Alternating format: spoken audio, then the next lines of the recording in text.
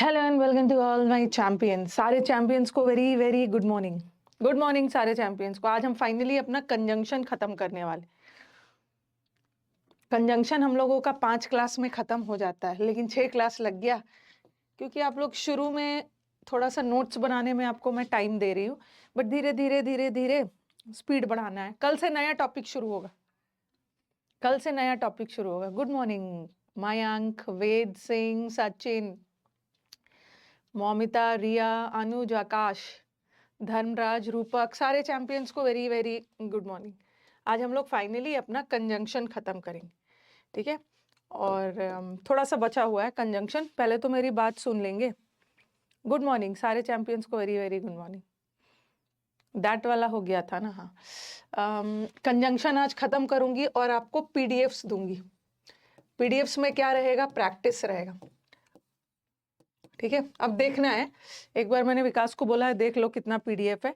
Conjunction का minimum 2 PDF तो जाएगा ही, या तो 2 पीडीएफ्स रहेगा या तो 3 रहेगा। एक बार मैं उस सबको बोली हूँ कि देख कर बताना, ठीक है। जो भी है 2 पीडीएफ या 3 पीडीएफ जो भी आपके पास जाएगा, तो वो मैं पीडीएफ सेक्शन में डाल दूंगी। वो पीडीएफ क्या चीज का रहेगा? प्रैक्टिस सेट का, ठीक है। प्रैक्टिस सेट मैं आज देने वाली हूँ। कंजंक्शन चैप्टर खत्म कर दूंगी आज। मैं आपको प्रैक्टिस सेट, आपके पास पहला प्रैक्टिस सेट जाएगा। वैसे मैंने पार्ट ऑफ स्पीच का भी तो प्रैक्टिस सेट डाला था। जहां पार्ट ऑफ स्पीच का प्रैक्टिस सेट डाला हुआ है ना, वहीं आपको कंजंक्शन का प्रैक्टिस सेट डाला मिलेगा। या तो 2 होगा, 2 लेवल का होगा, या तो 3 लेवल का होगा। मैं दिखवा लेती हूँ और आप सबको बनाओगे, ठीक है। आप आराम से बैठ के 2 हो या जो भी दूंगी, 2 या 3 सेट्स दूंगी, उसको बना लेना है। बनाने के बाद पीछे आपको आंसर भी दिया रहेगा, आंसर मैच कर लेना, ठीक है। अगर आंसर मैच कर लेना, जिसका आंसर पता चल गया वो तो ठीक है, लेकिन जिसको दिक्कत होगी ना, तो आंसर के साथ साथ आंसर में तो सिर्फ ये रहेगा 1 का ए, 2 का सी या डी, 3 का ए, ऐसे ऐसे आंसर में रहेगा। लेकिन अगर आपको एक्सप्लेनेशन जानना है तो आप वीडियो सोल्यूशन भी दूंगी उसको। कभी कभी क्या होता है ना कि आपका आंसर करेक्ट हो गया, ठीक है, आंसर तो करेक्ट हो गया, ओके, हाँ आंसर तो करेक्ट हो गया, बट पता नहीं चलता है कि एक्सप्लेनेशन क्या है। तो आप वीडियो सोल्यूशन देख लेना, ठीक है। वीडियो सोल्यूशन देख लेना तो आपको प्रैक्टिस सेट मिलेगा। प्रैक्टिस सेट के पीछे सारे क्वेश्चन का आंसर मिलेगा और सारे क्वेश्चन का एक्सप्लेनेशन भी है वीडियो सोल्यूशन, ठीक है। वीडियो सोल्यूशन देखने से क्या होता है ना, मैं वीडियो सोल्यूशन में कई बार बता देती हूँ कि अगर ऐसा रहता तो आंसर ये भी हो सकता था, तो वो वाला देख लेना, ठीक है। भर भर के गुड मॉर्निंग। तो बना लीजिएगा, बना लीजिएगा, आंसर भी मैच कर लीजिएगा। वीडियो सोल्यूशन देखते समय ना 1.5x में या 2x में देखिएगा। वीडियो सोल्यूशन को धीरे धीरे मत देखना, टाइम ज़्यादा लग जाएगा। ओके, तो चलो अब फाइनली आज कंजंक्शन को ख़त्म कर लिया जाए। ऑल ओके, जय हिंद भाई, जय हिंद। रिफ्रेश करती हूँ मैं।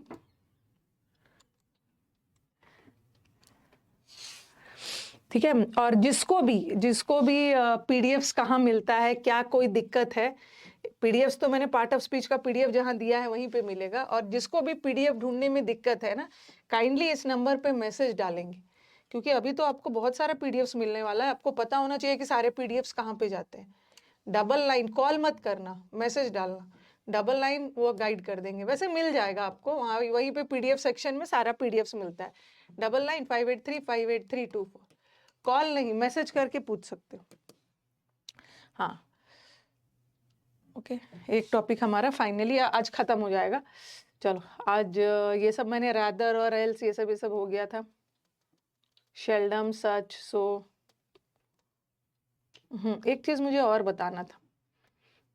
एक चीज नोट डाल के कहीं पे लिखना, नोट डाल के लिख लो, उसके बाद मैं फिर स्टार्ट करती हूँ। हम सच के साथ दैट भी लगाते हैं। कब? जब हम रिजल्ट बताते हैं, ठीक है, जब हम रिजल्ट बताते हैं। सच के साथ ना दैट तभी लगेगा जब रिजल्ट बताएगा, बट बाकी सारे जगह पे सच के साथ एज लगेगा। सच एज, सच के साथ हम एज भी लगाते हैं। कब? जब एग्जाम्पल वगैरह देते हैं, एग्जाम्पल वगैरह दे रहे हैं, या और भी रिजल्ट छोड़ के कोई भी जगह आ गया, रिजल्ट छोड़ के कोई भी जगह आ गया वहां सच के साथ एज लगाना। सच के साथ दैट तो लगा दिया था, जैसा ये वाला हमने किया था, the weather was such that the match was cancelled. Weather ऐसा था, ये सच वेदर के लिए लगा है। वेदर इतना खराब था जिसका रिजल्ट ये हुआ कि the match was cancelled.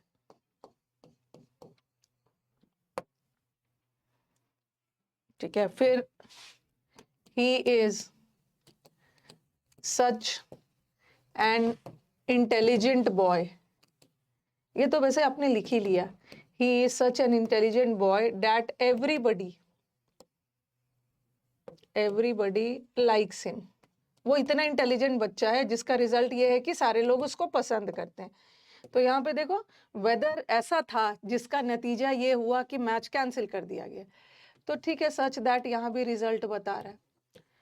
He is such an intelligent boy, इतना इंटेलिजेंट बॉय है जिसका रिजल्ट ये है कि सब लोग उसको पसंद करते हैं। तो सच और दैट यहाँ भी रिजल्ट बता रहा है। ये तो कल आपने कर लिया।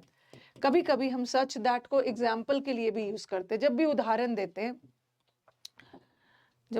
देते हैं ना, तो उसके लिए हम यूज कर सकते हैं। अभी मैं इसका एग्जाम्पल दे रही हूँ, पहले आप ये तो शायद लिख ही चुके हो।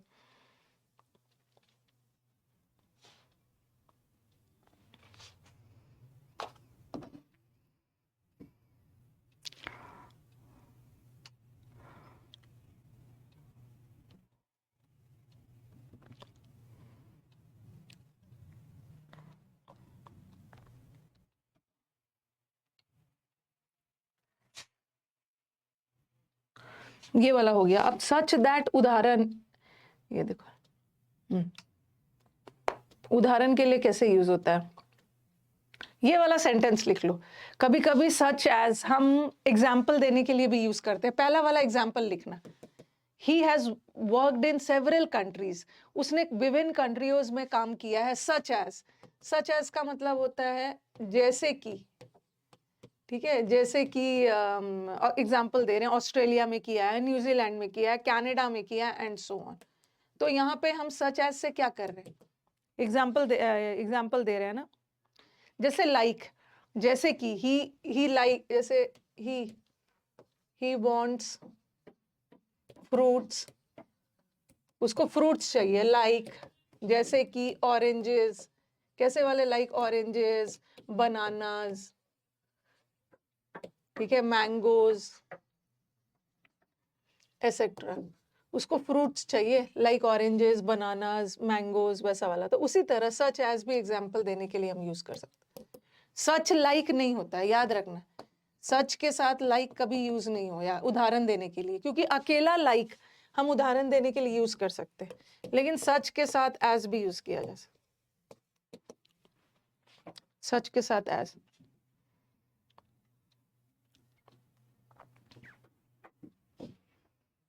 पहला वाला एग्जाम्पल सिर्फ कॉपी करिएगा।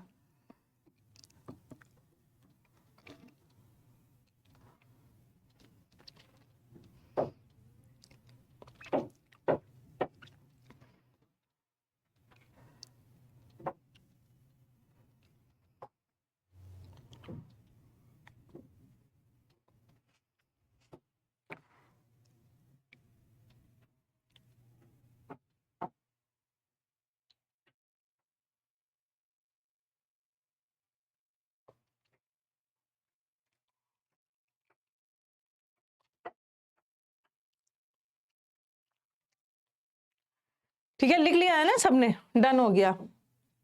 चलो ये भी हो गया। अब मेरे को ये एक क्वेश्चन है जिसमें हमारे बच्चे बहुत कंफ्यूज होंगे।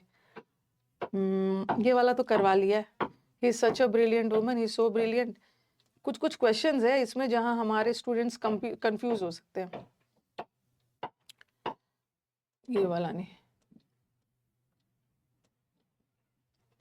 हाँ, देखो ये सब क्वेश्चन आपको नोट करना है। एक चीज एकदम दिमाग में बैठा लो, जब ऐसा क्वेश्चन आते हैं ना तो बहुत बार बच्चे रॉन्ग करते हैं। सच के साथ दैट तब लगाना जब रिजल्ट बताया जा रहा है। अगर वाक्य में रिजल्ट नहीं बताया जा रहा है, ठीक है, एग्जाम्पल दिया जा रहा है, या रिजल्ट के अलावा कुछ और भी बताया जा रहा है, कहीं इन्फिनिटिव वगैरह यूज है तो वहां पे हमेशा सच एज लगाना, हमेशा सच के साथ एज ही लगाना हर केस में, बस ऑल केसेस में, हर केस में सच के साथ एज लगाना, बट सच के साथ दैट तभी लगेगा जब रिजल्ट बताएगा। अगर रिजल्ट नहीं बताया जा रहा है तो उस केस में सच के साथ एज लगा देना। एज वैसे सच एज एग्जाम्पल के लिए भी होता है, बट एग्जाम्पल के अलावा कोई और सेंस दे रहा है ना, वहां भी सच के साथ एज ही लगाना, सिर्फ रिजल्ट छोड़ के। अब देखो, he was not so well versed in English that we had expected. अब ये क्वेश्चन आएगा, ठीक है, ये क्वेश्चन आएगा। अब हमारे स्टूडेंट्स सोचेंगे ही वॉज नॉट सो के साथ या सच के साथ, ही was not so well versed in English, चाहे सो के साथ, ठीक है, सो के साथ भी दैट हम तब लगाते हैं, सच के साथ दैट हम तब लगाते हैं जब रिजल्ट बताया जा रहा है। अगर किसी वाक्य में नो रिजल्ट, मतलब किसी वाक्य में रिजल्ट का सेंस नहीं आ रहा है, तो वहां सच हो या सो हो उसके साथ एज ही लगाना। As he was not so well versed in English, वो इंग्लिश में इतना अच्छा नहीं था ना जितना हमने सोचा था, ठीक है, वो इंग्लिश में इतना अच्छा नहीं था जितना हमने सोचा था। तो आप मुझे बोलोगे कि मैम सो के साथ तो दैट लगता ही है, तो इसमें एरर क्या है? सो के ऐसे ऐसे क्वेश्चंस को थोड़ा सा डिफिकल्ट क्वेश्चन बोला जाता है, और जहाँ पे बच्चे रॉन्ग कर देते हैं, उनके दिमाग में तो आएगा कि सो के साथ तो डैट ही आता है, तो क्या दिक्कत है। लेकिन यहाँ पे सो और दैट मिलके यहाँ पे रिजल्ट का सेंस नहीं दे रहा है ना, यहाँ तो रिजल्ट का सेंस नहीं दे रहा है, यहाँ तो अलग सेंस जा रहा है। वो इंग्लिश में इतना अच्छा नहीं था ना जितना हमने सोचा था, तो यहाँ तो रिजल्ट का सेंस नहीं आ रहा है, तो सो के साथ दैट ना लगा के एज लगा, क्योंकि हो सकता है कि आप नो एरर करके आ जाओ। This is not such a major problem which can not be solve. तो यहाँ पे देखो, ये इतना भी मेजर प्रॉब्लम नहीं है कि जिसका रिजल्ट होगा कि कोई सॉल्व नहीं कर पाएगा। वैसे भी सच के साथ विच तो लगेगा नहीं, सच के साथ विच नहीं लगेगा, यहाँ पे दैट सही है, that can not be solve.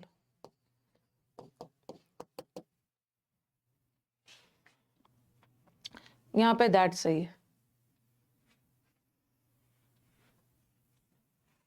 That can, यहाँ सच के साथ दैट लगाओगे।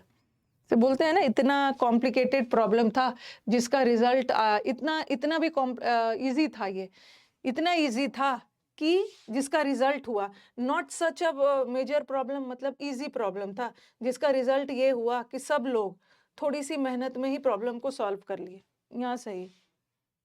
सो ऑन भी हम कर देते हैं, सो ऑन जैसे हम बोलते हैं ना, ब्ला ब्ला ब्ला, मतलब सो ऑन ऐसे ही, और एसेट्रा का सेंस में हम सो ऑन यूज कर लेते हैं। Next, his offence was such, उसकी गलती ऐसी थी कि जिसका रिजल्ट हुआ कि उसको फाइनली मतलब सफर करना पड़ा। तो यहाँ पे एज लगा, यहाँ पे दैट लगेगा। ठीक है, सच के साथ एज लगता है, बट यहाँ तो रिजल्ट बताया जा रहा है ना, उसकी गलती इतनी बड़ी थी जिसका रिजल्ट ये हुआ कि उसको सफर करना पड़ा, तो यहाँ दैट लगा। The questions were so difficult, questions इतने डिफिकल्ट थे जिसका रिजल्ट ये हुआ कि कोई भी पेपर को टाइम से सॉल्व नहीं कर पाए, तो यहाँ सो दैट लगेगा, क्योंकि यहाँ सो और दैट मिलके पेपर इतना डिफिकल्ट था जिसका परिणाम ये हुआ कि बच्चे फेल हो गए या बच्चे पेपर को नहीं सॉल्व कर पाए। यहाँ रिजल्ट बता, यहाँ भी उसकी गलती ऐसी थी जिसका रिजल्ट ये हुआ कि उसको सजा हुई या सफर करना पड़ा, तो यहाँ सच एज नहीं लगेगा, सच दैट लगा रहा। रिजल्ट जहां जहां रिजल्ट लगा रहा है वहीं दैट लगाना, और जहां रिजल्ट नहीं बता रहा है वहां पे दैट मत लगाइए, एज लगा दीजिए।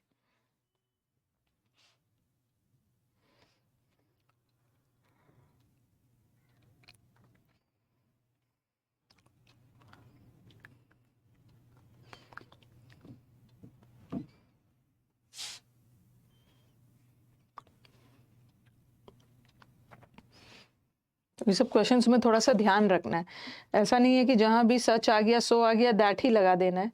रिजल्ट का सेंस आ रहा तब दैट लगाना, वरना एज। ये चीज मुझे बताना था। अब चलो हम इन्वर्जन पे चलते हैं।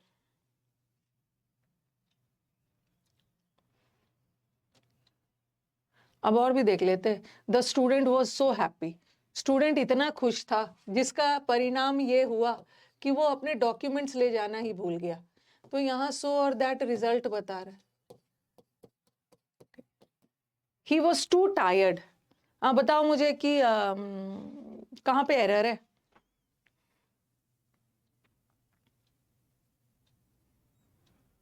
यहाँ पे कहाँ पे एरर है?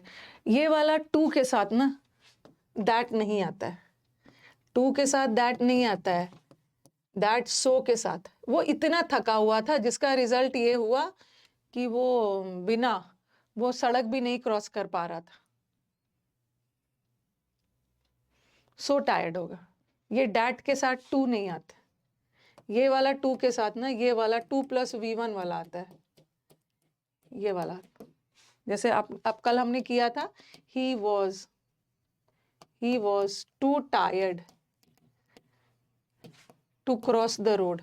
इस रोड को क्रॉस करने के लिए वो काफी थका हुआ था। तो ये वाले टू के साथ ये टू क्रॉस 2+V1 वाला आता, बट यहाँ तो डैट लगा है तो डैट के साथ सो आएगा।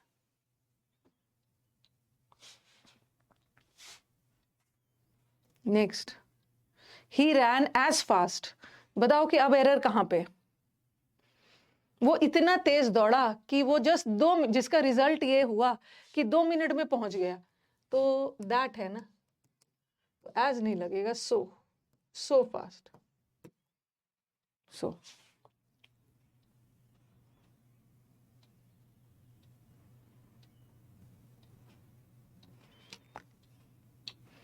The theory of relativity is so complicated. ये थ्योरी इतना कॉम्प्लिकेटेड है ना जिसका रिजल्ट ये है कि हम इसको कुछ शब्दों में डिस्क्राइब नहीं कर सकते। तो यहाँ भी रिजल्ट बताया जा रहा है तो सो के साथ दैट लगा। ये इतना कठिन है कि जिसका रिजल्ट ये है कि हम इसको कुछ शब्दों में एज फास्ट एज नहीं करेंगे। एज थोड़ी लगा है, एज फास्ट एज भी होता है। अगर आप एज यहाँ पे एज लगाते, एज फास्ट एज कहाँ से लगाओगे? क्योंकि यहाँ पे सब्जेक्ट है और एक वर्ब है तो यहाँ पे एक कंजंक्शन चाहिए ना, तो दैट सही है, अब सो लगाओ।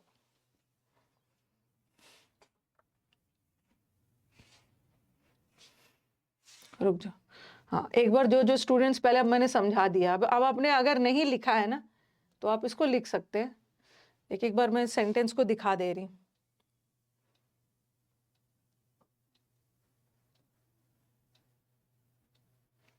ही वॉज नॉट सो, इंग्लिश में इतना अच्छा नहीं था जितना हमने सोचा था। तो यहाँ रिजल्ट का सेंस नहीं आ रहा है तो डैट मत लगाना, सो के साथ एज लगाना। दूसरा, ये इतना कॉम्प्लिकेटेड प्रॉब्लम भी नहीं है कि ये इतना कॉम्प्लिकेटेड प्रॉब्लम नहीं है कि जिसको हम थोड़े से भी एफर्ट से सॉल्व नहीं कर सकते। तो दैट लगाना, दैट।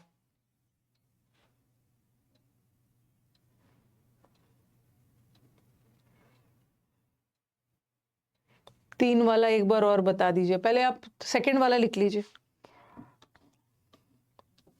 जहां भी रिजल्ट बताए वहां पे दैट लगाइएगा और जहां रिजल्ट नहीं बताए वहां पे बस एज लगाइएगा।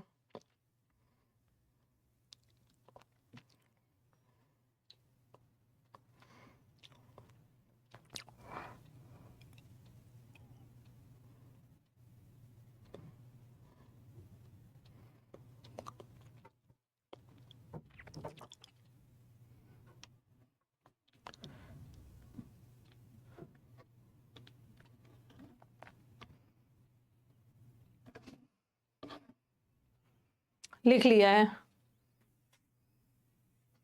अच्छा, इन 2 बार आ गया है, अरे गलती से आ गया होगा। गलती से आ गया होगा, टाइपिंग एरर है, मतलब टाइपिंग एरर है, गलती से आ गया होगा। थर्ड वाला बोल रहे हैं, हिज ऑफेंस वॉज सच।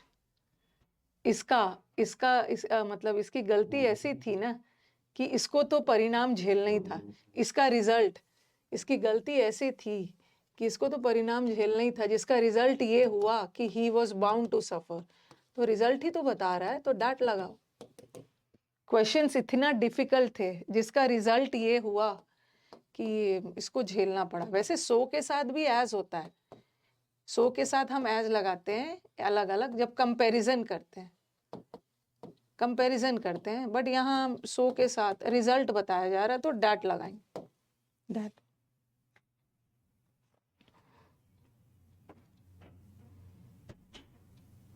मैं सब एक बार रिपीट करूंगी। जहां पे रिजल्ट नहीं बता रहा है सीधा एज लगाना है, और जहां पे रिजल्ट बता रहा है वहां पे दैट लगाना है।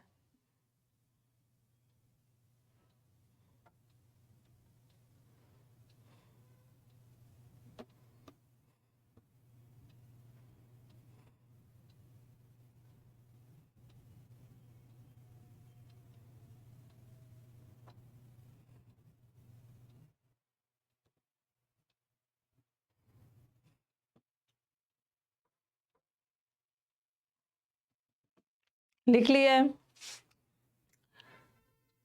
अगेन स्टूडेंट इतना खुश था जिसका परिणाम ये हुआ कि वो अपने कागजात ले जाना ही भूल गया, तो रिजल्ट बता रहा है। इतना थका हुआ था कि रोड भी क्रॉस नहीं कर पा रहा है, तो यहाँ तो चलो 2 लगा दिया है। सो होना चाहिए, सो और दैट का कॉम्बिनेशन है।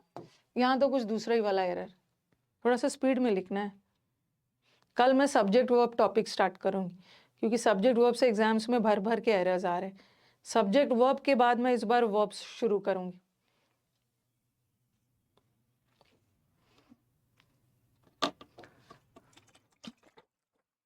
कल सब्जेक्ट वर्ब टॉपिक शुरू होगा, नया टॉपिक।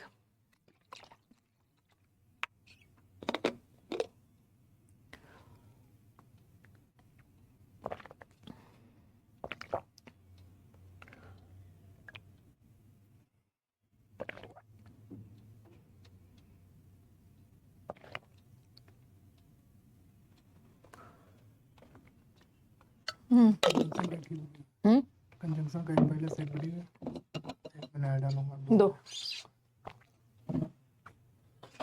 आपको कंजंक्शन का 2 पीडीएफ्स मिलेगा, ठीक है, 3 नहीं है, 2 पीडीएफ्स है, आप उसको बना लें। एज वाला यहाँ पे नहीं दिख रहा है। एज वाला पहला एग्जाम्पल तो एज वाला ही था ना, ही वॉज नॉट, डैट लगाया था। पहला वाला एग्जाम्पल एज वाला ही है, ठीक है। कंजंक्शन का 3 पीडीएफ नहीं है, 2 पीडीएफ है, उसको बना लीजिएगा। और जिसको जो भी दिक्कत हो आके पूछेंगे कल परसों में। अरे इस चैप्टर का टेस्ट कब होगा? आपको जो प्रैक्टिस शीट दे रही हूं ना, वही टेस्ट है। आपको कल में आज अभी बोला विकास डाल देगा, आपको 2 प्रैक्टिस शीट है, वही आपका टेस्ट है।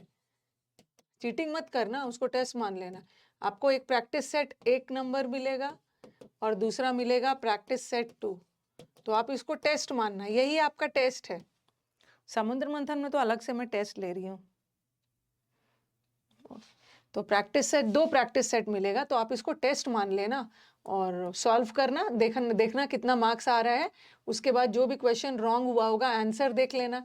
आंसर देख के भी नहीं समझ में आएगा तो वीडियो सोल्यूशन भी डालूंगी, वीडियो सोल्यूशन देख लेना।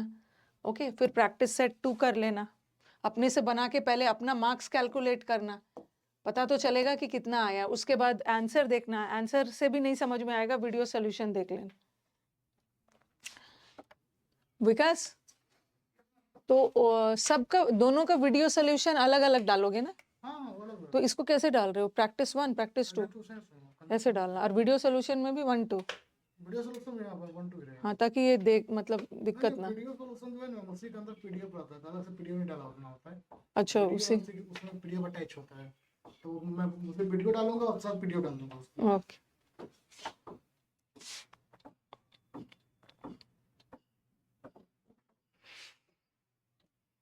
ओके, हाँ, अब आ जाओ। अब मुझे एक कंजंक्शन फाइनली खत्म करने दीजिए। अभी मैं आपको कंजंक्शन पढ़ा रही हूँ। कंजंक्शन का एक छोटा सा हिस्सा है जो मैं आपको पढ़ाऊंगी। इन कंजंक्शन छोड़ो, पहले यहाँ पे लिखो इन्वर्जन। और आप बोलोगे कि मैम इसको आप क्यों पढ़ा रहे हो? बता रही क्यों पढ़ा रही। इन्वर्जन कंजंक्शन में यूज होता है। सबसे पहले इसको मैं कंजंक्शन में भी पढ़ाऊंगी, इसको मैं एडवर्ब में भी बहुत डिटेल में पढ़ाऊंगी, और इन्वर्जन का एक हिस्सा मैं वर्ब में भी पढ़ाऊंगी, ठीक है। अभी कंजंक्शन ही चल रहा है, कोई नया टॉपिक नहीं चल रहा है। अब ध्यान से सुनो। सबसे पहले आपको जानना है कि इन्वर्जन क्या होता है। इन्वर्जन वर्ड बना है किससे? इनवर्स से। इनवर्स का मतलब होता है ऑपोजिट, उल्टा। जनरली हमारे वाक्य में पहले सब्जेक्ट आता है, पहले कर्ता आता है, फिर क्रिया होता है। बट इन्वर्जन कब होता है? उल्टा कब होता है? When verb comes before subject. कोई आपसे पूछे कि इन्वर्जन क्या होता है, ठीक है, इन्वर्जन क्या होता है, उल्टा कब होता है? जनरली हमारे वाक्य में सब्जेक्ट पहले आता है और वर्ब बाद में आता है, लेकिन इन्वर्जन कब होता है? इन्वर्जन का मतलब ही होता है जब वाक्य में सब्जेक्ट से पहले ही वर्ब आ गया। ओके, सब्जेक्ट से पहले ही वर्ब आ गया, उसको हम लोग इन्वर्जन बोलते हैं, ठीक है। सब्जेक्ट से पहले वर्ब का आना, उल्टा हो जाना, उसको इन्वर्जन बोलते हैं। जैसे मैंने लिखा, he is going to school, वो स्कूल जा रहा है। यहाँ पे इन्वर्जन नहीं हो रहा है, यहाँ पे इन्वर्जन नहीं हो रहा है। ये देखो सब्जेक्ट है और यहाँ पे दो वर्ब है, एक सहायक क्रिया, एक मुख्य क्रिया। तो यहाँ पे तो इन्वर्जन नहीं हो रहा है ना, सब्जेक्ट के बाद वर्ब आ रहा है। इन्वर्जन तो तब होता है जब सब्जेक्ट से पहले वर्ब आ जाता है, बट यहाँ इन्वर्जन नहीं हो रहा है, ठीक है, नो इन्वर्जन। अब मैं इसी सेंटेंस में इन्वर्जन करती हूँ। अब मैंने लिखा, ठीक है, एक एग्जांपल है। अब मैंने लिखा, is he going to school, क्या वो स्कूल जा रहा है? अब इन्वर्जन हो रहा है ना, अब ये इन्वर्जन हो रहा है। ये देखो इन्वर्जन कैसे हो रहा है, सब्जेक्ट है और उसके पहले वर्ब आ जा रहा है। यहाँ तो सब्जेक्ट के बाद वर्ब आ रहा था और यहाँ तो सब्जेक्ट से पहले आ रहा है, तो ये सेंटेंस में इन्वर्जन हो रहा है। इसी को इन्वर्जन बोलते हैं। इन्वर्जन का मतलब होता है सब्जेक्ट से पहले कोई एक वर्ब का आ जाना। ओके, सब्जेक्ट से पहले वर्ब का आना इन्वर्जन होता है। और जनरली इन्वर्जन किस में होता है? क्वेश्चन मार्क वाले सेंटेंस में। ये सेंटेंस तो क्वेश्चन मार्क नहीं था ना, ये सेंटेंस तो फुल स्टॉप वाला था, तो फुल स्टॉप वाले सेंटेंस में इन्वर्जन नहीं होता, बट ये सेंटेंस तो क्वेश्चन मार्क है और क्वेश्चन मार्क सेंटेंस में इन्वर्जन होता है। Okay, interrogative sentence. तो पहले आप लिख सकते हो ऐसा, देखो ऐसा लिखो, ये छोड़ो, इसमें सबसे पहले इन्वर्जन किसको बोलते हैं? When verb comes before, generally पहले कर्ता आता है फिर क्रिया आता है, लेकिन अगर कर्ता के पहले क्रिया आ गया, when verb comes before subject, कर्ता के पहले ही क्रिया आ गया, तो उसको हम क्या बोलते हैं? इन्वर्जन, उल्टा हो जाता है। और यहाँ पे ऐसे स्टार डाल के लिखना, जनरली लिखा है मैंने, ठीक है, जनरली, हमेशा नहीं। जनरली का मतलब है सामान्यतः इन्वर्जन इंटरोगेटिव सेंटेंस में होता है, बट यहाँ पे मैं आपको और भी पढ़ाऊंगी कि कुछ ऐसे सेंटेंसेस होते हैं जो प्रश्नवाचक नहीं है बट वो इन्वर्जन लेता है। Generally inversion takes place in interrogative sentence. और इंटरोगेटिव सेंटेंस की पहचान व्हाट हाउ नहीं है कि व्हाट से, हाउ से, वाई से सेंटेंस प्रश्नवाचक बन जाता, नहीं। इंटरोगेटिव सेंटेंस का पहचान ही है क्वेश्चन मार्क। जिस सेंटेंस में क्वेश्चन मार्क लगा हो, ठीक है, वो सेंटेंस में इन्वर्जन हो गई। Generally inversion takes place in interrogative sentence. और इंटरोगेटिव सेंटेंस को पहचानने के लिए व्हाट हाउ व्हेन नहीं देखना है, बस देखना है कि उस क्वेश्चन में ये वाला क्वेश्चन मार्क का साइन लगा।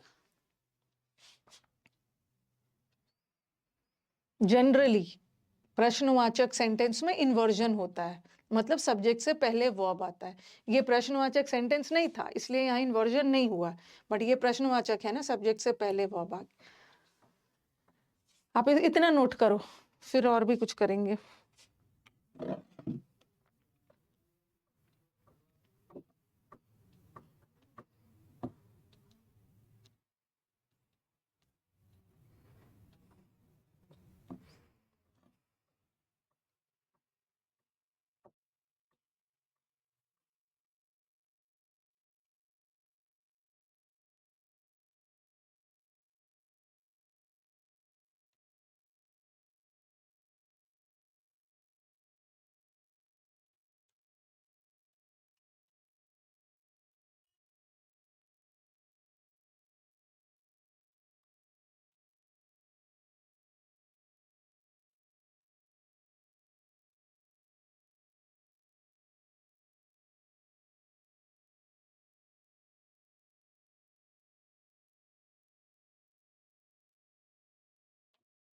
लिख लिया ना सबने? हाँ, अब थोड़ा सा और भी, जैसे मैंने लिखा ऐसा मैं लिखूं हाउ यू आर, ये गलत है ना, हाउ यू आर गलत है क्योंकि ये सेंटेंस प्रश्नवाचक है और प्रश्नवाचक सेंटेंस में इन्वर्जन होना चाहिए, बट यहाँ तो सब्जेक्ट के बाद वर्ब डाल दिया। इन्वर्जन तो तब होता है ना जब सब्जेक्ट से पहले वर्ब आता है, तो हाउ यू आर नहीं होगा, क्या होगा, how are you, how are you, ये सही होगा। फिर मैंने लिखा व्हेन ही विल कम, ये क्वेश्चन मार्क वाला सेंटेंस है, गलत है क्योंकि इसमें इन्वर्जन नहीं हो रहा है, सब्जेक्ट के बाद वर्ब आ रहा है, ठीक है, बट इन्वर्जन में तो सब्जेक्ट से पहले वर्ब चाहिए ना, व्हेन विल ही कम, ये करेक्ट।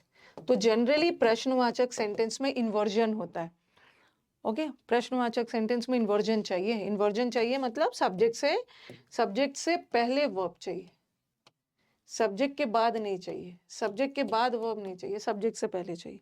और व्हेन और व्हाट से सेंटेंस इंटरोगेटिव नहीं होता, क्वेश्चन मार्क से होता है। जैसे मैंने एक सेंटेंस डाला, he said, he asked when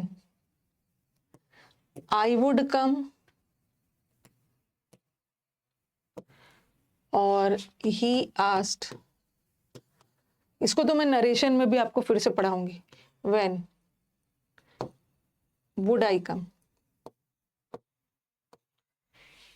देखो दोनों सेंटेंस में पहले देख लो, फिर मैं लिखने का टाइम दूंगी। दोनों सेंटेंस में क्या डिफरेंस दिख रहा है, यहाँ सब्जेक्ट के बाद हमारा वर्ब आ रहा है और यहाँ जो वर्ब है सब्जेक्ट से पहले आ रहा है, तो नीचे वाले सेंटेंस में इन्वर्जन हो रहा है, सब्जेक्ट से पहले वर्ब आ रहा है, और ऊपर वाले सेंटेंस में इन्वर्जन नहीं हो रहा, नो इन्वर्जन, ऊपर वाले में नहीं हो रहा। अब हमें देखना है कि हमें इन्वर्जन चाहिए या नहीं चाहिए।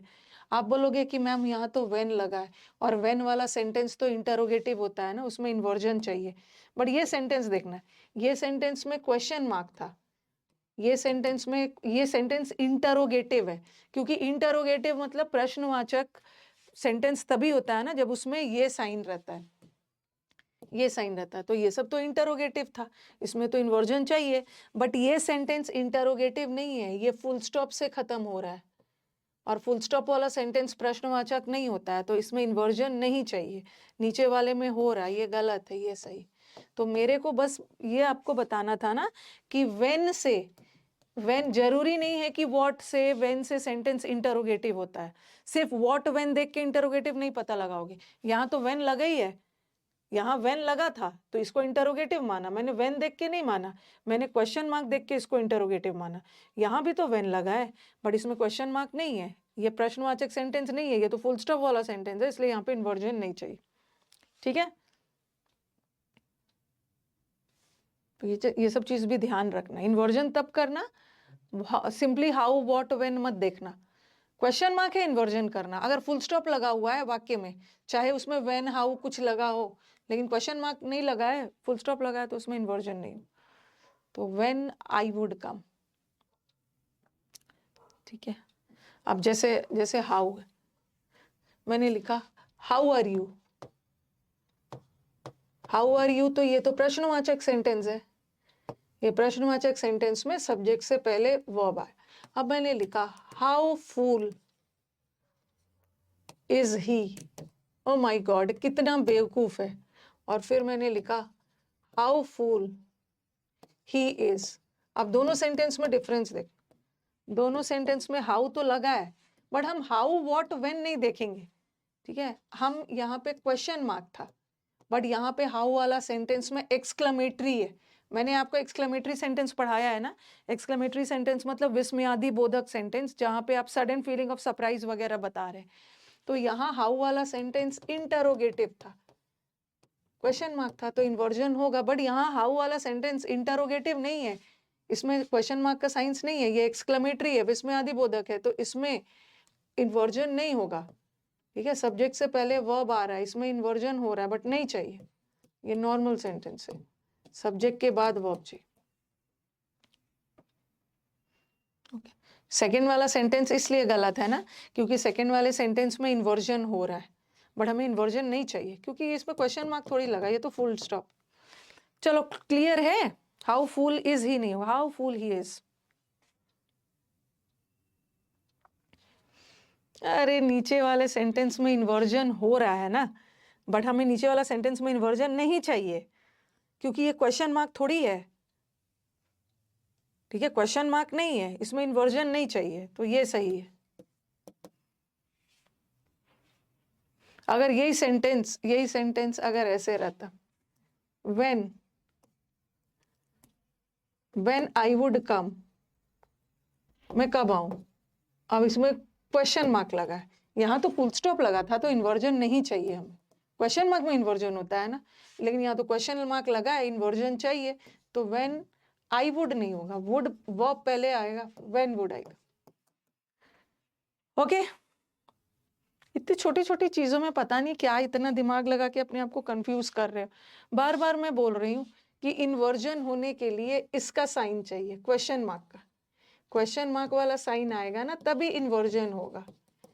इसमें क्वेश्चन मार्क का साइन है, तो इन्वर्जन चाहिए।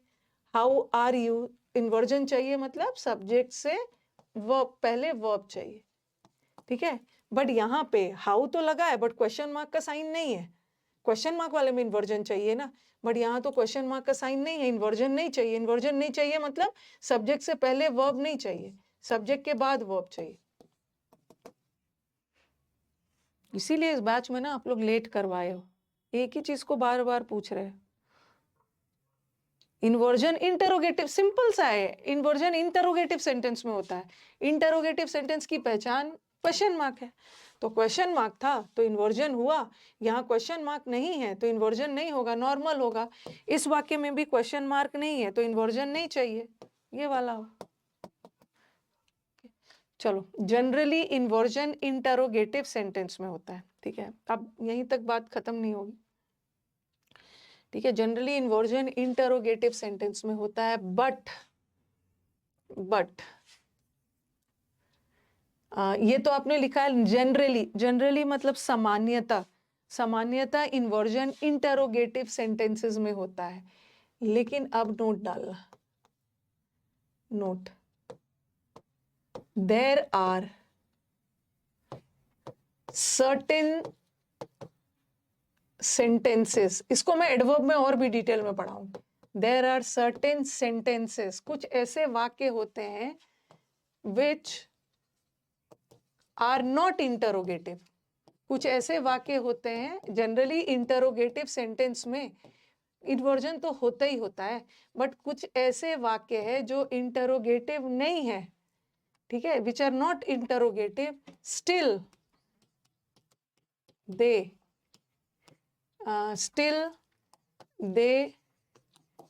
Take inversion.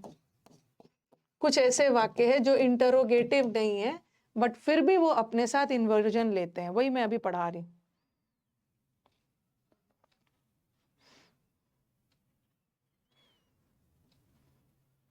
इंटरोगेटिव सेंटेंस को इन्वर्जन नहीं बोलते हैं। इन्वर्जन, इंटरोगेटिव सेंटेंस है। इंटरोगेटिव सेंटेंस में इन्वर्जन का प्रोसेस होता है। ओके, तो इंटरोगेटिव सेंटेंस में तो इन्वर्जन होता है, बट कुछ ऐसे वाक्य है जो प्रश्नवाचक नहीं है, फिर भी वो इन्वर्जन लेता है। इसको मैं एडवर्ब में डिटेल में पढ़ाऊंगी। कुछ ऐसे वाक्य ना जो एडवर्ब से शुरू होता है, ठीक है, कुछ खास एडवर्ब से शुरू होता है जो अपने साथ इन्वर्जन लेता है। ठीक है, वो सब मैं अभी यहाँ पे पढ़ाऊंगी। अब आपको क्या करना है, ये देखो, जैसे जैसे बता रही हूँ वैसा लिखो, एडवर्ब में डिटेल में पढ़ाऊंगी। आपने सोचा होगा कि मैम अभी आपने 5 कंजंक्शन इंपॉर्टेंट छोड़ा था, जैसे ये तो आपने पढ़ाया ही नहीं, इधर के साथ और लगता है। ठीक है, यहाँ मैं इन्वर्जन करूंगी। ये सब वाक्यों में इन्वर्जन का यूज कैसे होता है, जबकि ये प्रश्नवाचक नहीं होता, फिर भी इन्वर्जन लेता है, क्यों लेता है सब बताऊंगी। नीदर के साथ नॉर आता है। ठीक है, नॉट ओनली पहले लिखते जाओ, के साथ बट ऑल्सो आता है। ठीक है, और आप लिखो पहले, हार्डली, स्कार्सली, ये सब एक ही है। ठीक है, हार्डली, स्कार्सली, बेरली सब एक ही है। के साथ कौन सा कंजंक्शन आता है, व्हेन। और एक और है नो सूनर, उसके साथ THAN वाला दैन कंजंक्शन आता है। पहले आप लिखो, ठीक है, ये सब मैं आपको कोरिलेटिव कंजंक्शन करवा रही हूँ। इसको अपवाद नहीं कहा जाएगा श्रद्धा, अपवाद नहीं है, इसके पीछे भी लॉजिक है। एडवर्ब से शुरू होने वाले वाक्य हमेशा अपने साथ इन्वर्जन लेते हैं। इंटरोगेटिव सेंटेंस में तो इन्वर्जन होता ही होता है, हर प्रश्नवाचक सेंटेंस में इन्वर्जन होगा ही होगा। प्रश्नवाचक सेंटेंस का मतलब क्या है? Question mark. लेकिन कुछ ऐसे सेंटेंसेस है जिसमें क्वेश्चन मार्क नहीं लगा है बट फिर भी वो इन्वर्जन लेता है। अभी मैं वही पढ़ाऊंगी कि क्यों लेता है। आप लिखो, सब एग्जाम में ऐसा भी एरर आता है, एग्जाम में इधर और का मतलब क्या है? इधर और का मतलब है ना या तो ये या तो वो। तो इधर के साथ कौन वाला कंजंक्शन आता है? और। कभी कभी इधर के साथ नॉर लगा के दे देते हैं जो कि गलत है। नीदर नॉर मतलब ये तो या तो ये या तो ये, और नीदर नॉर मतलब ना तो ये ना तो ये। नीदर के साथ जोड़े में नॉर कंजंक्शन आता है, और नॉट ओनली के साथ बट ऑल्सो आता है। नॉट ओनली बट ऑल्सो का मतलब है सिर्फ यही नहीं बल्कि ये भी। नॉट ओनली द टीचर, सिर्फ टीचर ही नहीं बल्कि स्टूडेंट्स भी, ये भी एक कंजंक्शन है। उसी तरह हार्डली के साथ, हार्डली का मतलब होता है मुश्किल से, स्कार्सली, बेरली, सबका मतलब है मुश्किल से। Hardly had I entered the room, अभी मुश्किल से मैं रूम में एंटर की ही थी तब तक बारिश शुरू हो गई। तो उसके साथ जोड़े में कौन सा कंजंक्शन आता है? व्हेन, याद रखना। और नो सूनर का मतलब होता है ज्यों ही, जैसे ही। नो सूनर के साथ एग्जाम में देखो ईआर लगा है, ईआर लगाकर हम कंपैरेटिव डिग्री बनाते हैं। एग्जाम में नो सूनर के साथ टीएच ये वाला दे देते हैं, बट नो सूनर के साथ THAN वाला दैन होगा। क्यों होगा बताऊं? नो सूनर के साथ क्यों दैन होगा? लिख लिया इसको? पहले तो मैं थोड़ा सा पेयर वाला करवा देती, फिर मैं इन्वर्जन वाले पे चलूंगी। नहीं, इन्वर्जन का मतलब इंटरोगेटिव नहीं होता है। अगर मैं ऐसा बोल दूंगी ना विजय, तो इन्वर्जन का मतलब इंटरोगेटिव होता है, नहीं। ये सब वाक्य मैं अभी मैं करवाऊंगी, ये सब इंटरोगेटिव नहीं है, फिर भी इन्वर्जन लेता है। इन्वर्जन का मतलब सिंपली होता है, इन्वर्जन का मतलब सिंपली होता है सब्जेक्ट से पहले वर्ब का आना, इसको इन्वर्जन बोलते हैं। इन्वर्जन इंटरोगेटिव में तो होता ही होता है, बट कुछ मात्र ऐसे भी सेंटेंसेस है जो इंटरोगेटिव नहीं है फिर भी इन्वर्जन लेता है। ये लिख लिया है ना सबने? हाँ, अब एग्जाम्पल दे देती हूँ मैं आपको।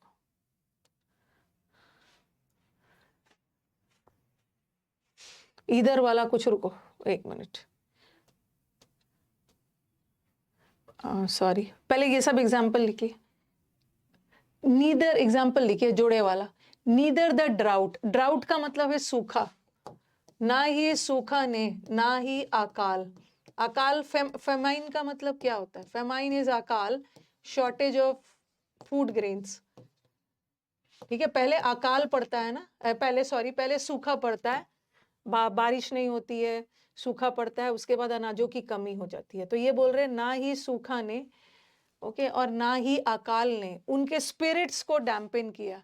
स्पिरिट्स का स्पेलिंग गलत है, ये एक मुहावरे है। अब बोलोगे कि मैम इसका मतलब क्या है? डैम्पेन द स्पिरिट, डैम्पेन द स्पिरिट का मतलब होता है किसी को निराश करना। लोग निराश नहीं हुए, लोगों का मनोबल नहीं टूटा। ना ही सूखा से ना ही अकाल से लोगों का मनोबल टूटा, ना ही लोग निराश हुए। अब बताओ कि एरर कहाँ है? एरर कहाँ पे है? नीदर के साथ इन्होंने क्या लगा दिया? इधर के साथ और लगता है ना, इधर के साथ और लगता है, इन्होंने पेयर गलत लगा दिया। नीदर के साथ, नीदर के साथ नॉर लगाओ। अब दिमाग में ये भी आएगा मैम ऐसा भी तो कर सकते हैं, और को और रखते हैं और नीदर को इधर में बदल देते हैं, इससे सेंटेंस का मीनिंग चेंज हो जाएगा ना। मीनिंग नहीं बदलना है, ना ही सूखा ने ना ही अकाल ने, नीदर को इधर में बदलोगे तो मीनिंग चेंज हो जाएगा। तो यहाँ पे नॉर रहेगा। नीदर के साथ और थोड़ी लगता है, इधर के साथ और लगता है, नीदर के साथ तो नॉर लगता है। टेल मी इधर द होल स्टोरी, या तो मुझे पूरी कहानी बताइए। यहाँ पे कहाँ पे जुड़ रहा है, क्या क्या चीज जुड़ रहा है? या तो मुझे पूरी कहानी बताइए या उस कहानी का एक हिस्सा बताइए। तो या यहाँ पे आ रहा है, या तो पूरी कहानी बताओ, होल स्टोरी बताओ, या उसका एक हिस्सा बताओ। तो इधर के साथ एल्स वर्ड नहीं आता है ना, इधर के साथ नॉर भी नहीं, इधर के साथ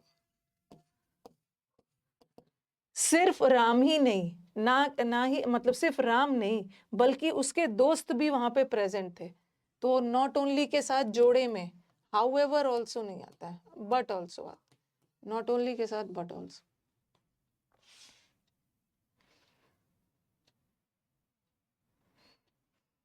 बहुत बैच को आप लोग ना एक ही चीज को बार बार पूछ पूछ के छोटी छोटी आप फिर से इसकी हिंदी बताइए। अरे जब मैं हिंदी बता रही हूँ तो आप लिख लो, मतलब बच्चों की तरह आप लोग बैच चाहते हो कि फिर से सबकी हिंदी बताइए। आप जब बोलेंगे तब हम हिंदी लिखेंगे। आप अपना पेन को एकदम स्पीड में रखो। बट ऑल्सो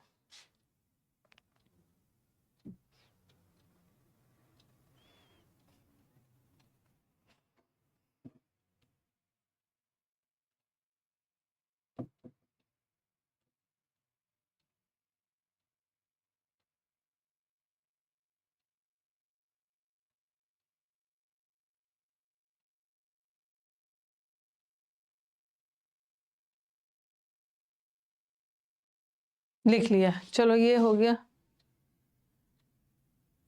नहीं, दोबारा रिपीट करने से अच्छा है ना कि स्लो पढ़ा दीजिए। नहीं, इससे अच्छा है ना कि आप बैच को लाइव मत देखो।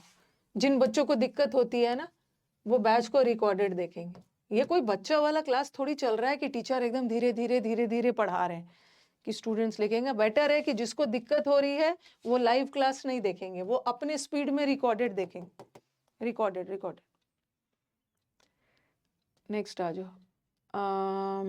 कभी कभी क्या होता है कि मैंने क्या बोला, ठीक है, मैंने क्या बोला कि नॉट ओनली के साथ बट ऑल्सो लगता है। ठीक है, नॉट ओनली के साथ बट ऑल्सो लगता है, तो आप बोलोगे कि मैम यहाँ तो ऑल्सो बाद में लगा है। यहाँ पे देख रहे हो बट ऑल्सो एक साथ लगा है। सिर्फ राम ही नहीं बल्कि फ्रेंड्स भी प्रेजेंट थे, तो यहाँ नॉट ओनली और बट ऑल्सो एक साथ लगा है। लेकिन कभी कभी क्या होता है ना कि बट से ऑल्सो अलग भी हो जाता है, तो कोई दिक्कत नहीं।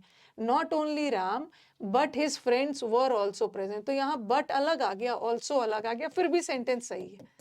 क्योंकि आप हो सकता है ऐसे सेंटेंस में ना एरर माने कि not only Ram but also साथ साथ होना चाहिए, क्योंकि नॉट ओनली के साथ बट ऑल्सो साथ साथ लगता है, बट कभी कभी बट और ऑल्सो अलग भी लग गया, that is also correct, that is also correct.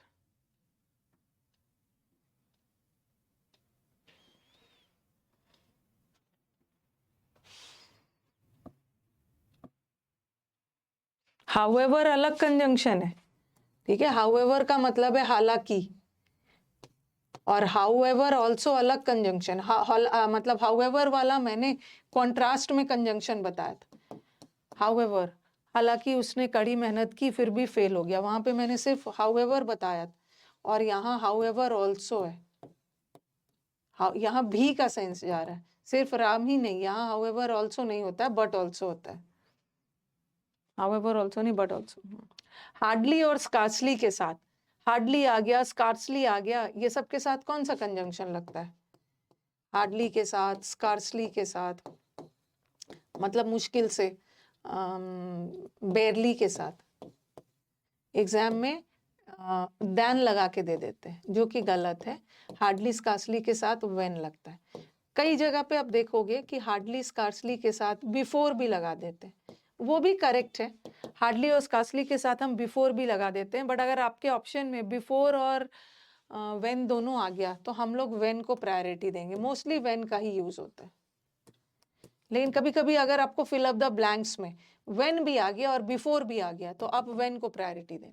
तो हार्डली हैड आई रीच्ड, अभी मैं मुश्किल से स्टेशन पहुंचा ही था, तब तक मुझे बॉम्ब एक्सप्लोजन के बारे में पता चला, तो हार्डली के साथ आप व्हेन लगाना, व्हेन दैन की जगह व्हेन आए।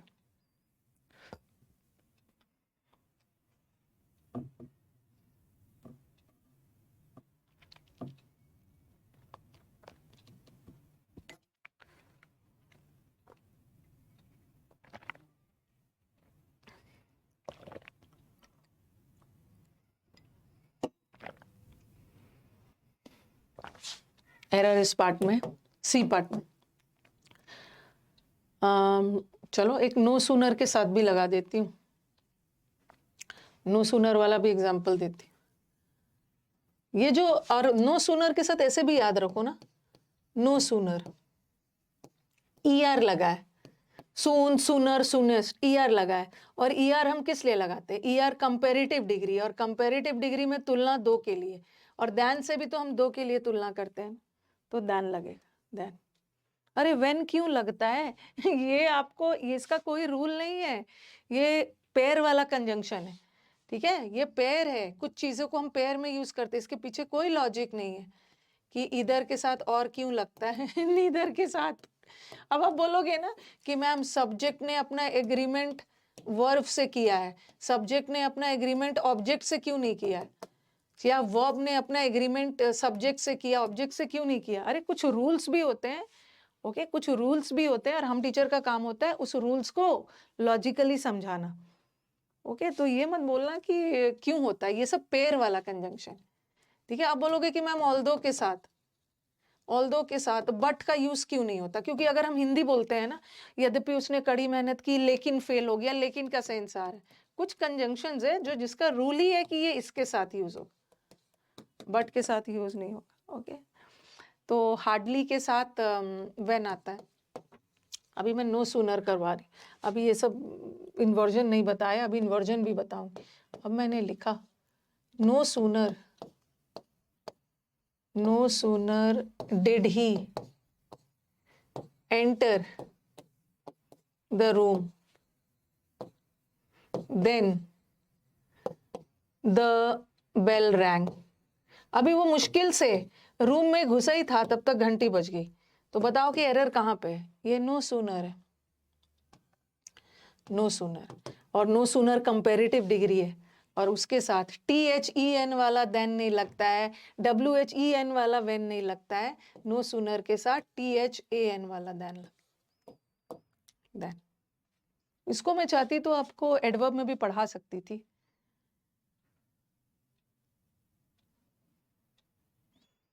लेकिन इसको हम लोग कंजंक्शन में पढ़े तो ज्यादा बेटर है। इतना दूर क्लियर है? हाँ, देन की जगह दैन हो। अब मुझे कोई बताएगा, दैन, मैंने आपको वो बताया था ना कि हम कंपैरिजन दो चीज का करते हैं, मैंने आपको कंजंक्शन में ही पढ़ाया था। कंजंक्शन दो चीज का होता है, या तो सॉरी नॉट कंजंक्शन, कंपैरिजन। जब मैं एज पढ़ा रही थी और सो एज पढ़ा रही थी, तो वहां पे ये सब बता रही थी ना कि हम सो एज और एज से कंपैरिजन करते हैं, और कंपैरिजन दो चीज का होता है, या तो एडजेक्टिव का होता है या तो एडवर्ब का, ठीक है। तो कंपैरिजन हम किसी के गुण का करते हैं एडजेक्टिव, या किसी के काम करने का तरीका का करते हैं, दो चीज का कंपैरिजन होता है, ठीक है। तो अब मुझे बताओ कि यहाँ पे नो सूनर में ER लगा है, और ER लगा के हम कंपैरेटिव डिग्री बनाते हैं, जैसे बनाते हैं ना सून, सून, सूनर जल्द ही, और सूनेस्ट, ठीक है। ये सारा डिग्रीज है, तो ये सूनर कंपैरेटिव डिग्री है, ये तो कंपैरेटिव डिग्री है नो सूनर। ER लगा है, ER लगा के कंपैरेटिव डिग्री बनाते हैं, और कंपैरेटिव डिग्री के साथ तो दैन लगता है, THAN। अब बताओ कि वहां नो सूनर का पार्ट ऑफ स्पीच क्या है? क्योंकि ER लगा है, ER लगा के कंपैरेटिव डिग्री बनाते हैं, तो कंपैरेटिव डिग्री या तो एडजेक्टिव का होता है या तो एडवर्ब का होता है।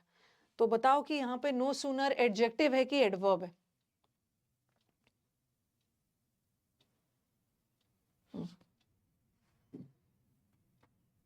वेरी गुड नवनीत, एडवर्ब है। कैसे पता चला? ये नो सूनर किसकी विशेषता बता रहा है? ज्यों ही मैं रूम में घुसा, ये नो सूनर ज्यों ही मैं रूम में एंटर किया, प्रवेश किया, एंटर की विशेषता बता रहा है। रूम में घुसने में क्रिया हो रही है, वर्ब है, और वर्ब की विशेषता बताने वाले वर्ड्स एडवर्ब होते हैं, एडवर्ब होते हैं, ये एडवर्ब है, ठीक है, ये एडवर्ब है, एंटर की बता रहा है तो ये एडवर्ब है, और एडवर्ब का भी कंपैरेटिव डिग्री बनता है, और ये कंपैरेटिव डिग्री है इसलिए ये दैन लेगा, ठीक है, ये दैन लेगा। अब कुछ ना, जैसे ग्रामर में हम टीचर्स शुरू में ना जब बैच स्टार्ट करते हैं, अरे हम रूल्स को रटवाएंगे नहीं, हम रूल्स को रटवाएंगे नहीं, हम आपको कॉन्सेप्चुअली समझाएंगे। कॉन्सेप्चुअली भी हम लोग समझाते हैं, बट कुछ ऐसी जगह होते हैं ना कि जहाँ पे कॉन्सेप्ट काम नहीं करता है, वहाँ पे रूल ही काम करता है। रूल काम करता है। वहां पे कोई टीचर कॉन्सेप्ट आपको बता ही नहीं सकता है कि मैम हार्डली और स्कार्सली के साथ दैन का यूज नहीं होगा, व्हेन ही क्यों यूज होगा, व्हेन की जगह कुछ दूसरा कंजंक्शन क्यों नहीं यूज होगा तो व्हेन ही क्यों यूज होगा। यहाँ टीचर के पास भी कोई लॉजिक नहीं है, यहाँ टीचर के पास भी कोई लॉजिक नहीं है। टीचर बोलेंगे ये रूल है कि पेयर में इसके साथ इसका पेयर रखते हैं, इसके साथ इसका पेयर रखते हैं, तो यहाँ कोई रूल नहीं है। चलो यहाँ तो रूल मैं बता दे रही हूँ कि नो सूनर कंपैरेटिव डिग्री है, और कंपैरेटिव डिग्री से कंपैरिजन करते हैं, और कंपैरिजन के लिए हम दैन का यूज करते हैं। ठीक है, दैन का यूज करते हैं तो मैंने दैन लगा दिया। अब बोलोगे कि मैम यहाँ व्हेन क्यों यूज होगा। ठीक है, दैन तो यूज नहीं होगा, लेकिन व्हेन क्यों यूज होगा, तो इसके पीछे मेरे पास भी इसका कोई लॉजिक नहीं है। ओके, इसके मेरे भी कोई लॉजिक नहीं है, क्योंकि हार्डली के साथ व्हेन यूज होता है, हार्डली स्कार्सली के साथ। यहाँ तो मैंने लॉजिक दे दिया, बट यहाँ लॉजिक नहीं है, ये आपको थोड़ा सा याद रखना है। ओके, कुछ कुछ रूल्स में याद रखा जाता है। ओके, तो हाँ, अब आपके दिमाग में आएगा, वही मैं बता रही थी ना आपको, कि अब आपके दिमाग में आ रहा होगा कि मैम ये सेंटेंस, थोड़ा ध्यान से सुनना, कि ये सेंटेंस तो प्रश्नवाचक नहीं है। ठीक है, ये सेंटेंस तो प्रश्नवाचक नहीं है, बट आपने यहाँ पे इन्वर्जन क्यों किया। सब्जेक्ट से पहले वर्ब डाला, सब्जेक्ट से पहले वर्ब डाल दिया, और इस सेंटेंस में भी आपने सब्जेक्ट से पहले वर्ब डाला, सब्जेक्ट से पहले वर्ब डाला। ओके, तो आपने इन्वर्जन क्यों किया। दिमाग में ये क्वेश्चन आ रहा कि आपने बोला था कि इन्वर्जन तो प्रश्नवाचक सेंटेंस में होता है, बट ये सेंटेंस प्रश्नवाचक नहीं है, ये तो फुल स्टॉप वाला सेंटेंस है। यहाँ भी ये फुल स्टॉप वाला सेंटेंस, और फुल स्टॉप वाले सेंटेंस में इन्वर्जन नहीं होना चाहिए ना, बट आपने इन्वर्जन क्यों डाला। तो यहीं पे मुझे रूल काम आएगा। यहाँ पे मुझे बताना है ना कि जब हमारा वाक्य एडवर्ब से शुरू हो, अगर ये नो सूनर एडवर्ब है, अगर ये बीच में रहता ना तो इन्वर्जन नहीं होता है। जब हमारा वाक्य एडवर्ब से शुरू होता है ना, जब सेंटेंस के स्टार्टिंग में ही एडवर्ब लगा हुआ है, तो वो अपने साथ इन्वर्जन लेता है। यहाँ भी देखो हार्डली, ये हार्डली किसकी विशेषता बता रहा था। अब ये मैं मुश्किल से पहुंचा ही था, पहुंचने की, ये वर्ब है, और वर्ब की विशेषता बताने वाले वर्ड्स एडवर्ब होते हैं। और जब भी हमारा वाक्य, अगर ये हार्डली बीच में रहता तो इन्वर्जन नहीं लेता, लेकिन जब भी हमारा वाक्य एडवर्ब से शुरू हो ना, वो इन्वर्जन लेता है सब्जेक्ट से पहले वर्ब। इसको मैं और भी डिटेल में बताऊंगी जब मैं एडवर्ब चैप्टर आपको पढ़ाऊंगी। ओके,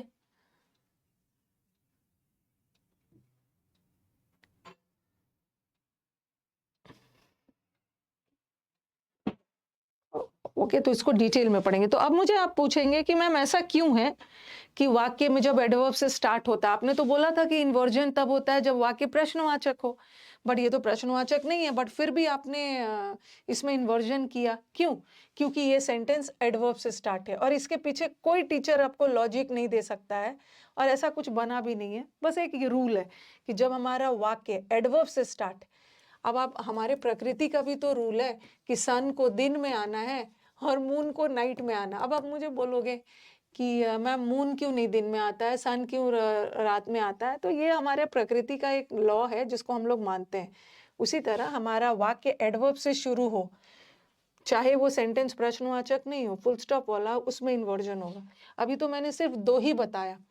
जब मैं आपको एडवर्ब चैप्टर पढ़ाऊंगी ना, उसमें मैं 6-7 सारे एडवर्ब से स्टार्ट होने वाले सेंटेंस इन्वर्जन नहीं लेता है। जब मैं आपको एडवर्ब चैप्टर पढ़ाऊंगी तो 6-7 सेंटेंस एडवर्ब्स पढ़ाऊंगी जो अपने साथ इन्वर्जन देता है। ठीक है, नॉट ओन, अरे रुको, मैं सब बताऊंगी, नॉट ओनली और बट ऑल्सो में, हाँ बता रही हूँ हाँ, इतना दूर क्लियर है, एडवर्ब से स्टार्ट होता है तो इन्वर्जन लेते हैं। अब सेंटेंस देखना। अब हमारे स्टूडेंट्स बोल रहे हैं कि ये सेंटेंस को, और मैं इसको करूंगी, जैसे not only did he help me but also dropped me home. सिर्फ उसने मेरी हेल्प ही नहीं की, but also dropped me home. सिर्फ उसने मेरी हेल्प ही नहीं की, बल्कि मुझे घर तक छोड़ा भी। अब एक स्टूडेंट का क्वेश्चन आया है कि मैम यहाँ तो आपने इन्वर्जन नहीं किया, यहाँ तो सब सब्जेक्ट के बाद वर्ब आ रहा है, यहाँ तो आपने इन्वर्जन नहीं किया, और यहाँ तो आपने नॉट ओनली के साथ इन्वर्जन किया ना, सब्जेक्ट के बाद वर्ब। यहाँ तो आपने किया, यहाँ नॉट ओनली भी एडवर्ब है। नॉट ओनली किसकी विशेषता बता रहा है? सिर्फ उसने मेरी हेल्प ही नहीं की, हेल्प की, और हेल्प वर्ब है, और वर्ब की विशेषता बताने वाले वर्ड्स एडवर्ब है, और एडवर्ब से स्टार्ट होने वाला वाक्य इन्वर्जन ले रहा है ना, सब्जेक्ट से पहले वर्ब आ रहा है। तो यहाँ तो आपने किया, बट यहाँ क्यों नहीं इन्वर्जन किया? मैंने इसलिए यहाँ पे इन्वर्जन नहीं किया ना, क्योंकि इन्वर्जन करने के लिए हमें वर्ब चाहिए, हमें नॉट ओनली वाले क्लॉज में वर्ब चाहिए था। तो यहाँ तो हमारे पास वर्ब था, ठीक है। लेकिन इन्होंने यहाँ पे क्या किया है कि एक वर्ब को यहाँ ना डाल के कॉमन ले लिया है, एक कॉमन वर्ब ले लिया है, राम के लिए भी और फ्रेंड्स के लिए भी। तो यहाँ पे तो हम इन्वर्जन नहीं कर सकते, यहाँ नॉट ओनली वाले पार्ट में इन्वर्जन नहीं हो सकता है, क्योंकि इन्वर्जन के लिए वर्ब चाहिए। बट यहाँ तो इसके साथ कोई वर्ब नहीं है, कॉमन यहाँ पे डाल दिया, बट यहाँ तो वर्ब डाला है ना, तो यहाँ पे होगा। ओके, जिसका भी क्वेश्चन था। मून दिन में भी रहता है, सही है, बट सन का इतना ज्यादा लाइट होता है कि मून नहीं रहता है। बहुत अच्छा एक्सप्लेनेशन दिया है, ये तो छोटे छोटे बच्चों को भी पता है।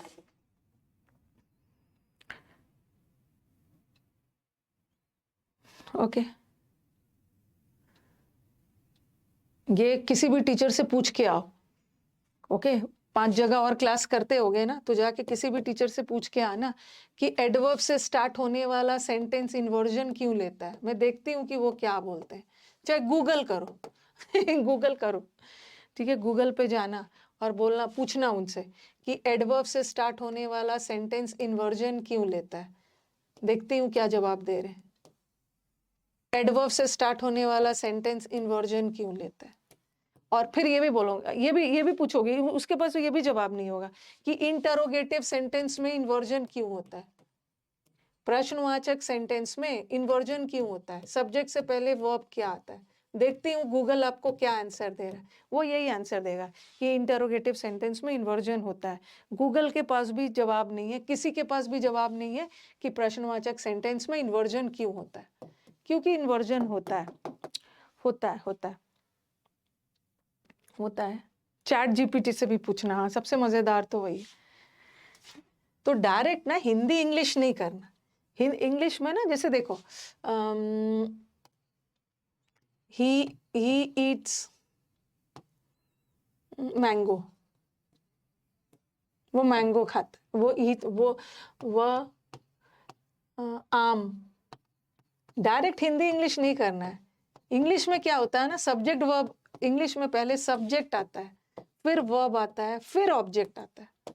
हर जो भी व्याकरण होता है ना, तो व्याकरण में हम जब भी, हिंदी में भी आप लोग व्याकरण पढ़े होंगे, तो व्याकरण के भी नियम होते हैं ना, व्याकरण में भी आपने रूल्स पढ़ा होगा। ग्रामर और व्याकरण सेम होता है, ग्रामर में भी कुछ रूल्स होते हैं। जैसे ये वाला इंटरोगेटिव सेंटेंस में इन्वर्जन होता है, वाक्य अगर एडवर्ब से स्टार्ट हो रहा है तो इन्वर्जन लेता है, ये सब रूल्स है। उसी तरह आपने व्याकरण के भी रूल्स और नियम पढ़े होंगे। आप देख रहे हो, सब्जेक्ट ऑब्जेक्ट वर्ब, ये हिंदी इंग्लिश में छोटा सा डिफरेंस देख रहे हो। इंग्लिश में पहले सब्जेक्ट आता है, फिर वर्ब आता है, और फिर ऑब्जेक्ट आता है। और यही अगर हिंदी करते हो तो हिंदी में देख रहे हो, पहले सब्जेक्ट आ गया, फिर ऑब्जेक्ट आ गया, खाता है, फिर वर्ब आ गया।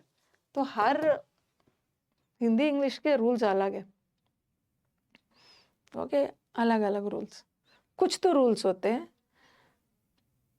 ओके, कुछ तो रूल्स है। केमिस्ट्री पढ़ते हो, फिजिक्स पढ़ते हो, तो कुछ तो रूल्स में जाता है।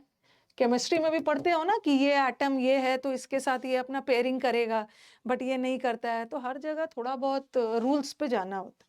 ओके, चलो, ये हो गया आपका।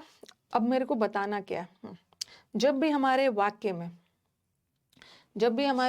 में नीदर आ गया, ठीक है, जब भी हमारे वाक्य में ऐसा आ गया, सबसे पहले तो देख लेना कि इधर के साथ और लगता है, ऐसा वाला सेंटेंस, नीदर के साथ नॉर लगता है। अभी तो बहुत सारा चीज पढ़ना है इम्पोर्टेंट। नॉट ओनली के साथ बट ऑल्सो लगता है, और हार्डली स्कार्सली के साथ,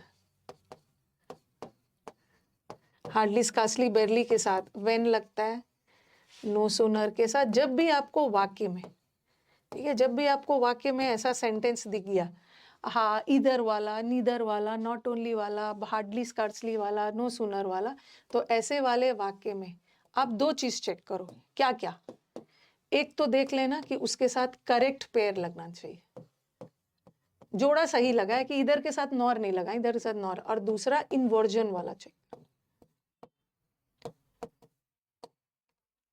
इन्वर्जन दोनों, इधर वाला चेक करना या नीदर वाला चेक करना। नहीं नहीं, नेगेटिव एडवर्ब नहीं है, अभी मैं बहुत सारा चीज बताऊंगी। एडवर्ब एडवर्ब चैप्टर में डिटेल में बताऊंगी। अभी तो मेरे को ना बस ये चीज बताना था, ये चारों एडवर्ब्स को लेना था, क्योंकि इसके साथ ये कंजंक्शन आता है। एडवर्ब चैप्टर में मैं डिटेल में बताऊंगी, टू, सो, लिटिल, ये सब भी इन्वर्जन लेता है। ये सब एडवर्ब चैप्टर में पढ़ेंगे, अभी बस जितना जरूरत है उतना देखो। अब मैंने लिखा neither, neither he did help me, neither he did help me और ड्रॉप्ड मी होम। ना तो उसने मेरी हेल्प की और ड्रॉप्ड मी होम। दोनों में, दोनों एरर नहीं रहेगा, दोनों में से कोई एक ही एरर रहेगा। या तो गलत पेयर लगा देंगे या तो पेयर सही रहेगा, इन्वर्जन का एरर करेंगे। Neither he did help me not dropped me home. ना तो उसने मेरी हेल्प की ना मेरे को घर तक ड्रॉप किया। ओके, अरे सॉरी, नॉर लगा है, एक मिनट।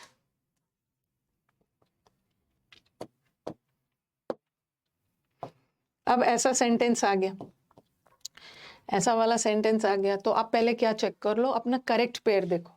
नीदर के साथ, नीदर के साथ नॉर तो लगा ही है, तो पेयर सही है।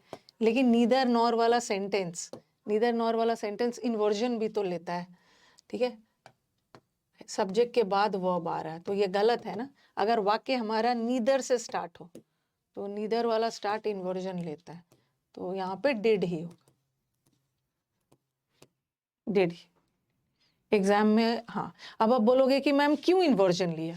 यहाँ नीदर क्या है, यहाँ नीदर किसकी विशेषता बता रहे? नीदर ही नहीं होगा, नीदर उसने मेरे को हेल्प की विशेषता बता रहा है। उसने ना मेरी हेल्प की ना मेरे को घर तक ड्रॉप किया, तो हेल्प की विशेषता बता रहा है। तो यहाँ नीदर एडवर्ब है, और एडवर्ब से वाक्य स्टार्ट हो, अगर यही नीदर बीच में लगा रहता ना तब इन्वर्जन नहीं होता, ठीक है। तो ये इन्वर्जन लेगा, नीदर डिड। एग्जाम में ऐसा भी आ सकता है, देखो ये सेंटेंस प्रश्नवाचक नहीं है फिर भी इन्वर्जन ले रहा है। तो कुछ मात्र सेंटेंसेस जो एडवर्ब से स्टार्ट होता है वो प्रश्नवाचक नहीं है फिर भी इन्वर्जन लेते।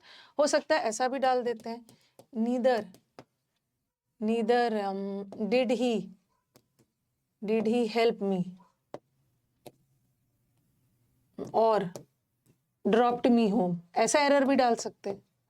नीदर वाला सेंटेंस इन्वर्जन लेता है, ठीक है, तो इन्वर्जन तो ले ही रहा है, ये इन्वर्जन का एरर नहीं है। यहाँ पे पेयर रॉन्ग कर दिया, नॉर लगेगा। तो कभी कभी पेयर में गलती कर देंगे, कभी कभी इसमें गलती कर देंगे। ओके,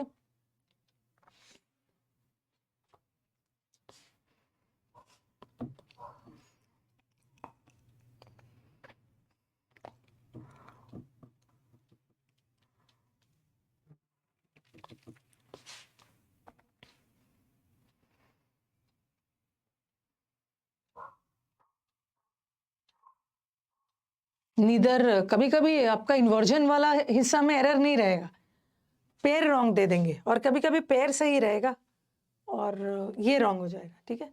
अब आपके दिमाग में ये भी क्वेश्चन आएगा कि मैम यहाँ तो आपने इन्वर्जन किया, क्यों? क्योंकि यहाँ का नीदर एडवर्ब था, ठीक है, यहाँ का नीदर एडवर्ब था, ओके, क्योंकि हेल्प की विशेषता बता रहा है। लेकिन अगर यहाँ देखती हूँ मैं, हाँ, अब आप यहाँ पे आप एक मिनट, अगर मैंने लिखा neither Ram, neither Ram nor Shyam, ना ही राम ना ही श्याम डिड द वर्क, ना ही राम ने ना ही श्याम ने इस काम को किया।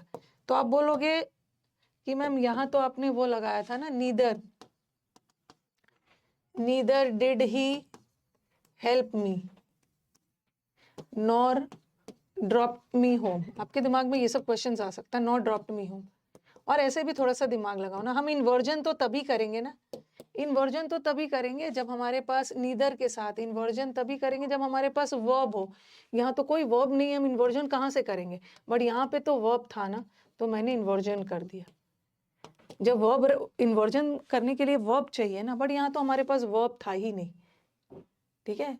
यहाँ पे वर्ब है तो कर दिया। और दूसरा लॉजिक यही है कि यहाँ का नीदर किसकी विशेषता बता रहा है? हेल्प की।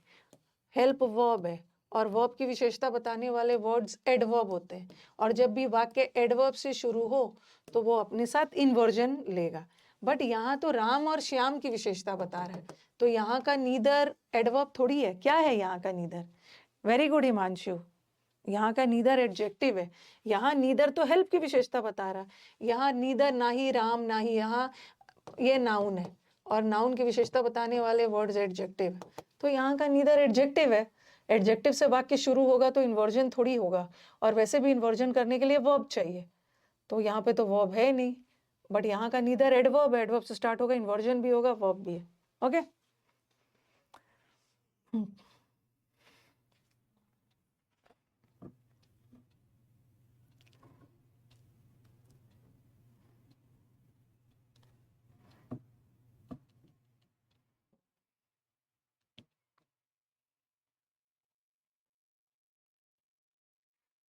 ओके हाँ, अब लास्ट पार्ट है। जब भी सेंटेंस में ना, ये सॉरी, जब भी सेंटेंस में ये पांचों दिख जाए, ठीक है, तो आप दो ही चीज चेक करना, एक तो करेक्ट पेयर लगा देना और एक इन्वर्जन देख लेना। लेकिन हार्डली, हाँ, नॉट ओनली, नो सूनर, लेकिन अभी और भी बता रही हूँ, नॉट ओनली के साथ बट ऑल्सो लिख लिया इसको।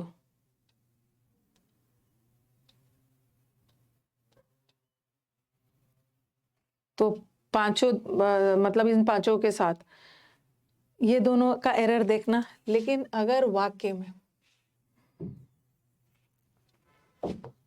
इधर, यहाँ पे एक और एरर देखना, इधर और आ गया, वाक्य में नीदर नॉर आ गया, नॉट ओनली बट ऑल्सो आ गया, तो ये इस तीनों में आपको करेक्ट तीन चीज चेक करना है।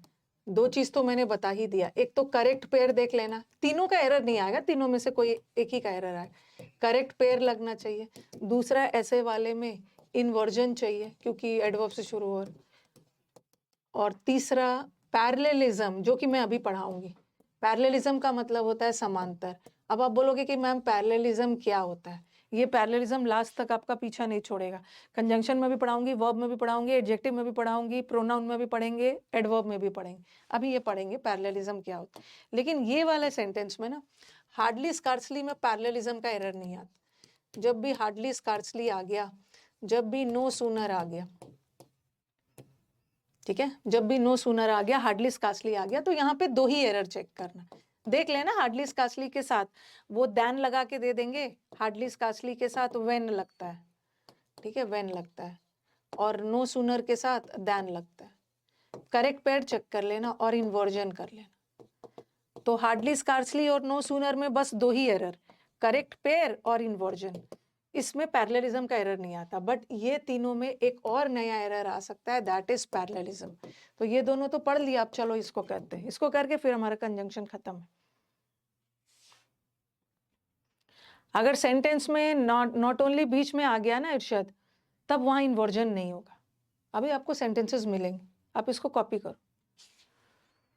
हार्डली स्कार्सली में बस दो ही चीज, करेक्ट पेयर का या तो गलत पेयर लगा के दे देंगे, या पेयर सही होगा इन्वर्जन का। बट इधर नॉर में एक और एरर आता है, दैट इज पैरेललिज्म। दो और ऑल्दो में नहीं होगा, अगर होता तो मैं बताती ना, क्यों दिमाग लगा रहे हो? अगर कुछ ऐसा दो ऑल्दो के साथ होता तो बता देती ना, अपना ज्यादा दिमाग नहीं लगाना है।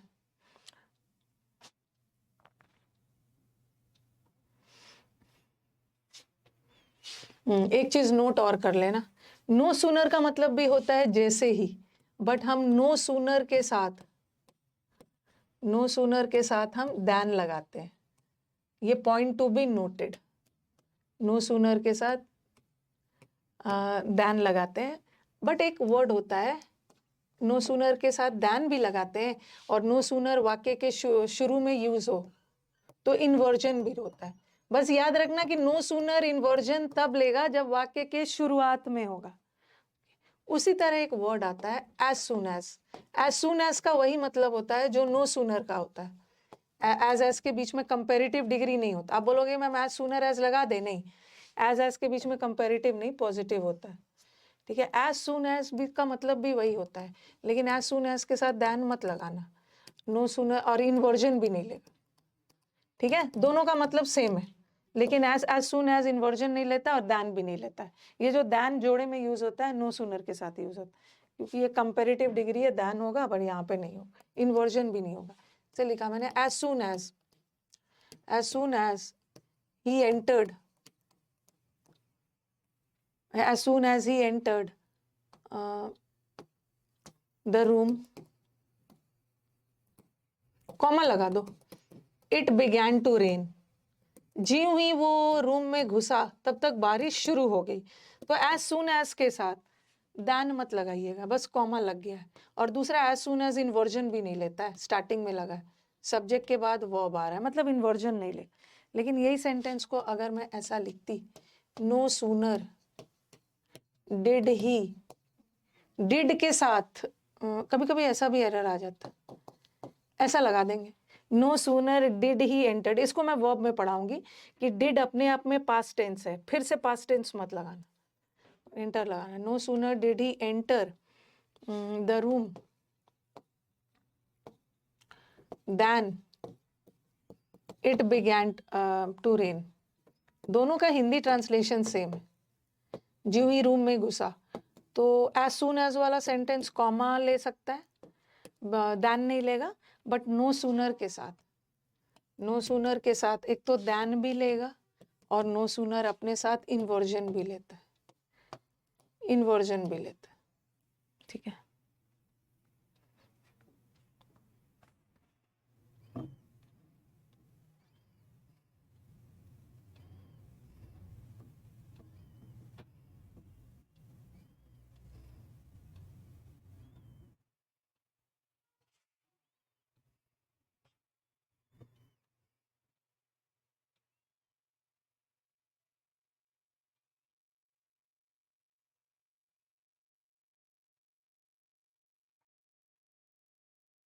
लिख लीजिए।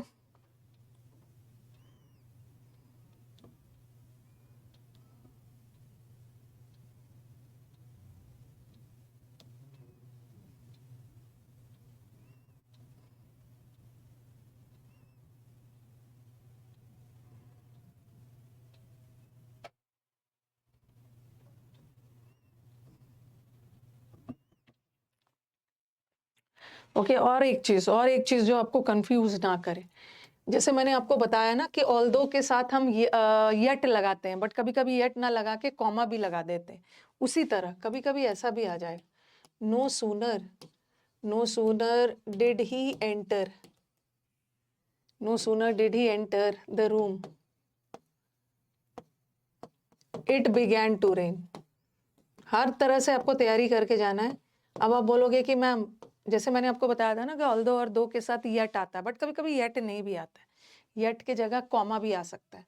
तो आप नो सूनर वाला सेंटेंस इन्वर्जन तो ले रहा है, लेकिन नो सूनर इन्वर्जन तो ले रहा है, और नो सूनर वाला सेंटेंस में दैन आना चाहिए ना, लेकिन कभी कभी दैन ना लगा के कॉमा भी लगा दिया, तो उसको एरर मत मानना। लेकिन अगर दैन के जगह कुछ वेन लगा होता, दैन के जगह ये वाला देन लगा होता, तब हम उसको काट कर दैन लगाते। लेकिन अगर कुछ भी नहीं लगा है, कॉमा लगा है, फिर भी सही है। ठीक है, फिर भी सही है। कभी कभी ऐसा भी आ जाएगा, hardly did he enter the hall it began to rain. तो थोड़ा ये सब पर भी ध्यान रखना है। अभी मैं घुसा ही था हॉल में, तब तक बारिश शुरू हो गई। तो हार्डली से वाक्य स्टार्ट हुआ है तो इन्वर्जन तो रहेगा ही, इन्वर्जन तो रहेगा। और हार्डली और स्कार्सली के साथ अगर दैन लगा देते तो काट कर वेन करते, बट कॉमा भी लगा दिया, वो भी सही है। आज यूट्यूब पे क्लास है, जल्दी जल्दी कर रही हूँ। आज यूट्यूब पे क्लास है, बस लास्ट है, पैरेललिज्म पे आते हैं। अब बोलोगे मैम पैरेललिज्म क्या होता है? पैरेललिज्म का मतलब होता है समांतर, ठीक है, समान, दोनों को मतलब सेम रखना। एज यू नो कि कंजंक्शन एक बहुत वफादार टॉपिक है, ठीक है, कंजंक्शन एक बहुत वफादार टॉपिक है। ओके, कंजंक्शन कोई भेदभाव नहीं करता है, एकदम पैरेलल रखता है। पैरेलल का मतलब है इक्वल रखता है, समांतर रखता है। कंजंक्शन क्या काम करता है? कंजंक्शन जोड़ने का काम करता है। तो कंजंक्शन हमेशा नाउन को नाउन से जोड़ेगा, प्रोनाउन को प्रोनाउन से जोड़ेगा। कभी कभी कंजंक्शन नाउन को प्रोनाउन से भी जोड़ सकता है, क्योंकि नाउन और प्रोनाउन में कोई डिफरेंस नहीं है। नाउन के बदले आने वाले ही वर्ड्स तो प्रोनाउन होते हैं ना। जैसे मैंने लिखा राम एंड मोहन, ठीक है, यहाँ पे एंड क्या है? एंड कंजंक्शन है। तो कंजंक्शन बहुत वफादार टॉपिक होता है। देखो, नाउन को नाउन से जोड़ रहा है। फिर मैंने लिखा राम एंड आई। नाउन और प्रोनाउन दोनों तो भाई भाई है, नाउन के बदले ही तो प्रोनाउन आता है ना। नाउन बोलता है कि जब मैं ना रहूं तो आप मेरे बदले आ जाना। तो यहाँ पे नाउन को प्रोनाउन से जोड़ रहा है। तो कंजंक्शन बहुत समांतर होता है, सेम पार्ट ऑफ स्पीच को जोड़ेगा। नाउन को नाउन से जोड़ेगा, प्रोनाउन को प्रोनाउन से जोड़ेगा। कभी कभी नाउन को प्रोनाउन से भी जोड़ सकता है, क्योंकि नाउन के बदले आने वाले वर्ड्स ही प्रोनाउंस होते हैं। बट कंजंक्शन कभी भी नाउन को एडजेक्टिव से नहीं जोड़ेगा। जब भी जोड़ेगा एडजेक्टिव को एडजेक्टिव से जोड़ेगा, प्रोनाउन एडवर्ब को एडवर्ब से जोड़ेगा, वर्ब को वर्ब से जोड़ेगा। बहुत वफादार टॉपिक है, ठीक है। वैसे ही कंजंक्शन वफादार टॉपिक है। तो यहाँ पे हम लोग वही देखेंगे कि कंजंक्शन बहुत वफादार टॉपिक है। Okay, same part of speech को जोड़ता है। अब मुझे बताओ, सेंटेंस इसमें ना कोई रूल्स नहीं है, बस पैरेललिज्म का मतलब है समांतर रखना। इसको हम एग्जाम्पल के थ्रू ही पढ़ेंगे। ओके, एग्जाम्पल के थ्रू ही पढ़ेंगे। पहले मुझे बताओ कि इस सेंटेंस में ना किसके किसके बीच में कंपैरिजन हो रहा है। मिस्टर सिन्हा ने यहीं आना नहीं छोड़ा, बल्कि बाकी जगह जाना भी छोड़ दिया। मेरे को बताओ कि मतलब यहाँ पे किसके किसके बीच में कंपैरिजन हो रहा है। पहले तो ये पता कर लोगे तो आपका काम आसान हो जाएगा। किसके किसके, बस ये लास्ट है, ये 3 सेंटेंस है और खत्म है। बस ये सेंटेंस के थ्रू मेरे को समझाना है। आप किसके किसके बीच में? हाँ, आप बोलोगे कि मैम यहाँ स्टॉप्ड के बीच में कंपैरिजन हो रहा है। तो स्टॉप्ड तो वर्ब का पास्ट टेंस है। अगर स्टॉप्ड से कंपैरिजन होता तो ये पास्ट है, तो सेंटेंस के दूसरे भाग में भी कोई पास्ट टेंस चाहते ना, बट ऑल्सो के बाद भी कोई पास्ट टेंस आता। बट यहाँ तो ये अकेला पास्ट है, ठीक है, अकेला पास्ट टेंस है। अगर इसका कंपैरिजन किसी और से होता तो यहाँ भी तो पास्ट टेंस होता। इसका मतलब है इसका कंपैरिजन नहीं हो रहा है, यहाँ कंपैरिजन हो रहा है कमिंग का गोइंग से। देखो, ये वर्ब का आईएनजी है और ये भी वर्ब का आईएनजी है। तो इतना तो मतलब कंफ्यूजन दूर हो गया कि मिस्टर सिन्हा ने सिर्फ यहीं आना नहीं छोड़ा, बल्कि वहां भी जाना छोड़ दिया। तो स्टॉप्ड का कंपैरिजन नहीं हो रहा और ना ही मिस्टर सिन्हा का किसी से हो रहा है। अगर मिस्टर सिन्हा का कंपैरिजन किसी दूसरे व्यक्ति से होता ना, तो उस व्यक्ति का जिक्र होता दूसरे भाग में। स्टॉप्ड वर्ब है, उसका भी कंपैरिजन होता है। तो कमिंग और गोइंग का हो रहा है, ठीक है। अब देखो, कंजंक्शन बहुत वफादार टॉपिक है, not only but also. Coming और गोइंग के पहले हो रहा है, तो ये वाला जो कंजंक्शन है ना, ये वाला जो भाग है, ये सही लगा है, क्योंकि यहाँ पे हम कंपैरिजन कर रहे हैं कमिंग का गोइंग से। तो ये जो बट ऑल्सो है ना, बट ऑल्सो और नॉट ओनली बट ऑल्सो का पेयर होता है। तो ये जो बट ऑल्सो गोइंग के पहले सही लगा है, तो नॉट ओनली को भी तो कमिंग से पहले लाना होगा ना, क्योंकि कंजंक्शन बहुत वफादार टॉपिक है, सेम पार्ट ऑफ स्पीच को कर रहा है। तो यहाँ गोइंग आया है के पहले बट ऑल्सो, तो कमिंग भी तो नॉट ओनली भी तो इसके पहले आना चाहिए ना। तो अब ये सेंटेंस ऐसे यहाँ पे गलत है, यहाँ पे होना चाहिए नॉट ओनली, क्योंकि नॉट ओनली बट ऑल्सो एक वफादार कंजंक्शन है जो सेम पार्ट ऑफ स्पीच को जोड़ेगा। मिस्टर सिन्हा स्टॉप्ड, सिर्फ यहीं आना नहीं छोड़ा, बल्कि वहां जाना भी छोड़ दे, ठीक है। अब सेकंड सेंटेंस में मुझे बताओ कि किसके किसके बीच में कंपैरिजन हो रहा है। ही का कंपैरिजन किसी से नहीं हो रहा है ना, क्योंकि ही का कोई व्यक्ति का कंपैरिजन होता तो वाक्य में किसी दूसरे का भी जिक्र होता है। ओपेंड का भी नहीं हो रहा, क्योंकि ओपेंड का होता, ओपेंड वर्ब है तो दूसरे भाग में भी वर्ब होता। यहाँ कंपैरिजन हो रहा है कि उसने सिर्फ हॉस्पिटल ही नहीं खोला बल्कि अनाथालय भी खोला। अनाथालय नाउन है और हॉस्पिटल भी नाउन है। यहाँ का कंजंक्शन दो नाउन का कंपैरिजन कर रहा है तो उसको दोनों नाउन से पहले आना चाहिए। तो यहाँ वाला कंजंक्शन तो नाउन से पहले आया ही है, लेकिन यहाँ वाला कंजंक्शन वर्ब से पहले आया ना। लेकिन हम ओपेंड का तो कंपैरिजन नहीं कर रहे हैं, हम तो हॉस्पिटल का कर रहे हैं, तो इसको भी नाउन से पहले ले आओ। तो नॉट ओनली बट ऑल्सो, अरे सॉरी, ओपेंड नॉट ओनली, अब सही हो गया ना। देखो बट ऑल्सो भी नाउन के पहले और नॉट ओनली भी नाउन से पहले। पहले नॉट ओनली वर्ब्स के पहले लगा था, लेकिन हमें वर्ब के पहले थोड़ी लगाना है, हम वर्ब का कंपैरिजन थोड़ी कर रहे हैं, हम हॉस्पिटल और ऑर्फनेज का कर रहे हैं। तो ऑर्फनेज वाला बट ऑल्सो तो सही है, नॉट ओनली गलत जगह पे लगा, इसको भी नाउन से पहले ले आए, नाउन से पहले। थर्ड वाला में किसके बीच में कंपैरिजन हो रहा है बताओ? थर्ड में किसके किसके बीच में कंपैरिजन हो रहा है? वो नो, ये तो नोन के पहले लगा है, नोन वर्ब का थर्ड फॉर्म है, तो कहीं भी और थर्ड फॉर्म तो दिख नहीं रहा है। ये बता रहे हैं कि वो सिर्फ फॉर के पहले लगा है, वो सिर्फ बट, क्योंकि कभी कभी बट और ऑल्सो लास्ट में भी आ सकता है। वो अपनी समझदारी के लिए ही नहीं जाना जाता है बल्कि अपनी कड़ी मेहनत के लिए भी जाना जाता है। तो फॉर हिज डिलीजेंस और फॉर हिज विजडम का कंपैरिजन हो रहा है। तो बट तो सही जगह पे लगा है, बट नॉट ओनली को भी यहाँ पे ले आना ताकि ये फॉर से पहले आ जाए। ठीक है, तो अब होगा ही इज नोन, वो जाना जाता है सिर्फ अपनी समझदारी के लिए ही नहीं बल्कि इंटेलिजेंस के। तो इसी को हम पैरेललिज्म बोलते हैं।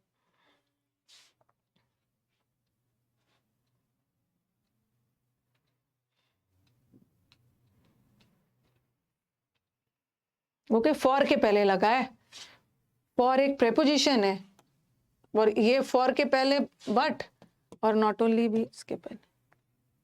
चलो इसी को पैरेललिज्म में बस अब खत्म ही कर रही हूँ।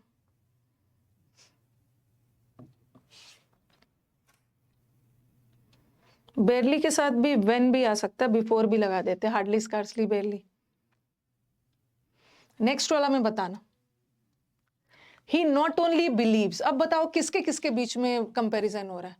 अब आप बोलोगे मैम ही का हो रहा है, ही का कोई व्यक्ति का होता तो वाक्य में दूसरे व्यक्ति का जिक्र होता है ही नहीं।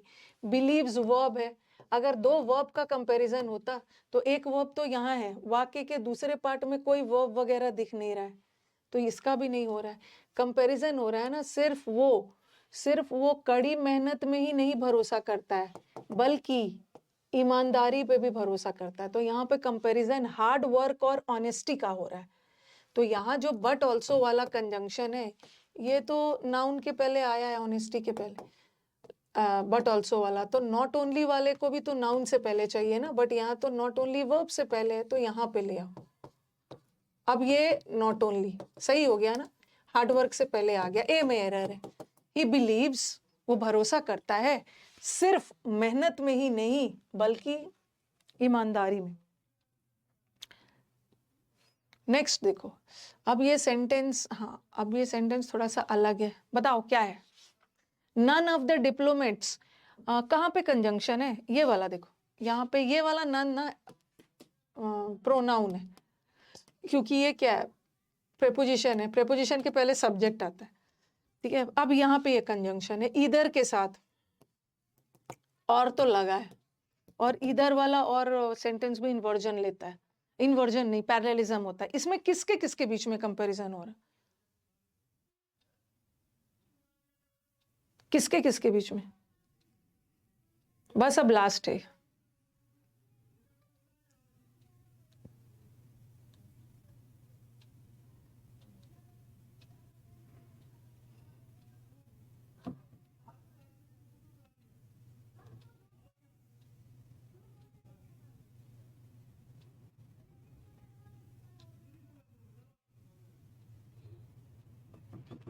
किसके किसके बीच में कंपैरिजन हो रहा है?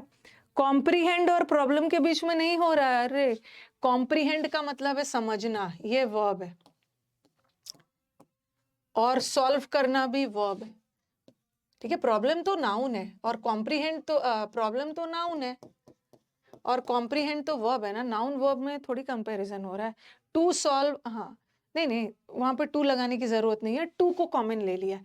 जितने भी लोग थे ना प्रॉब्लम को समझ पा रहे थे ना सॉल्व कर पा रहे, तो ये देखो और किस कॉम्प्रीहेंड और सॉल्व के बीच में हो रहा है ना, तो ये जो और लगा है ये तो वर्ब के पहले लगा है, तो इधर को भी वर्ब से पहले ले आइए ना, यहाँ पे आए टू ईदर कॉम्प्रीहेंड, यहाँ पे टू को कॉमन ले लिया, ईदर कॉम्प्रीहेंड और सॉल्व, तो एरर ही है। दिस इज फाइनली और एंड ऑफ, हाँ टू के बाद लिया, दिस इज फाइनली और एंड ऑफ कंजंक्शन। कल से हमारा एक नया टॉपिक शुरू होगा, that is subject verb agreement, ठीक है। और कंजंक्शन का मैंने शीट्स दे दिया है, काइंडली शीट्स बनाइएगा। आपको कितना समझ में आया ना तभी पता चलेगा जब तक आप शीट्स नहीं बनाओगे, ओके। अभी तो मैं टॉपिक वाइज करवा रही हूँ, आपका प्रैक्टिस बैच में मिक्स्ड वाला होगा, तो इसको बना लीजिए। एक टॉपिक खत्म हो गया, 6 क्लासेस लगे, बट 6 क्लासेस में हमने बड़ा डिटेल में पढ़ लिया है।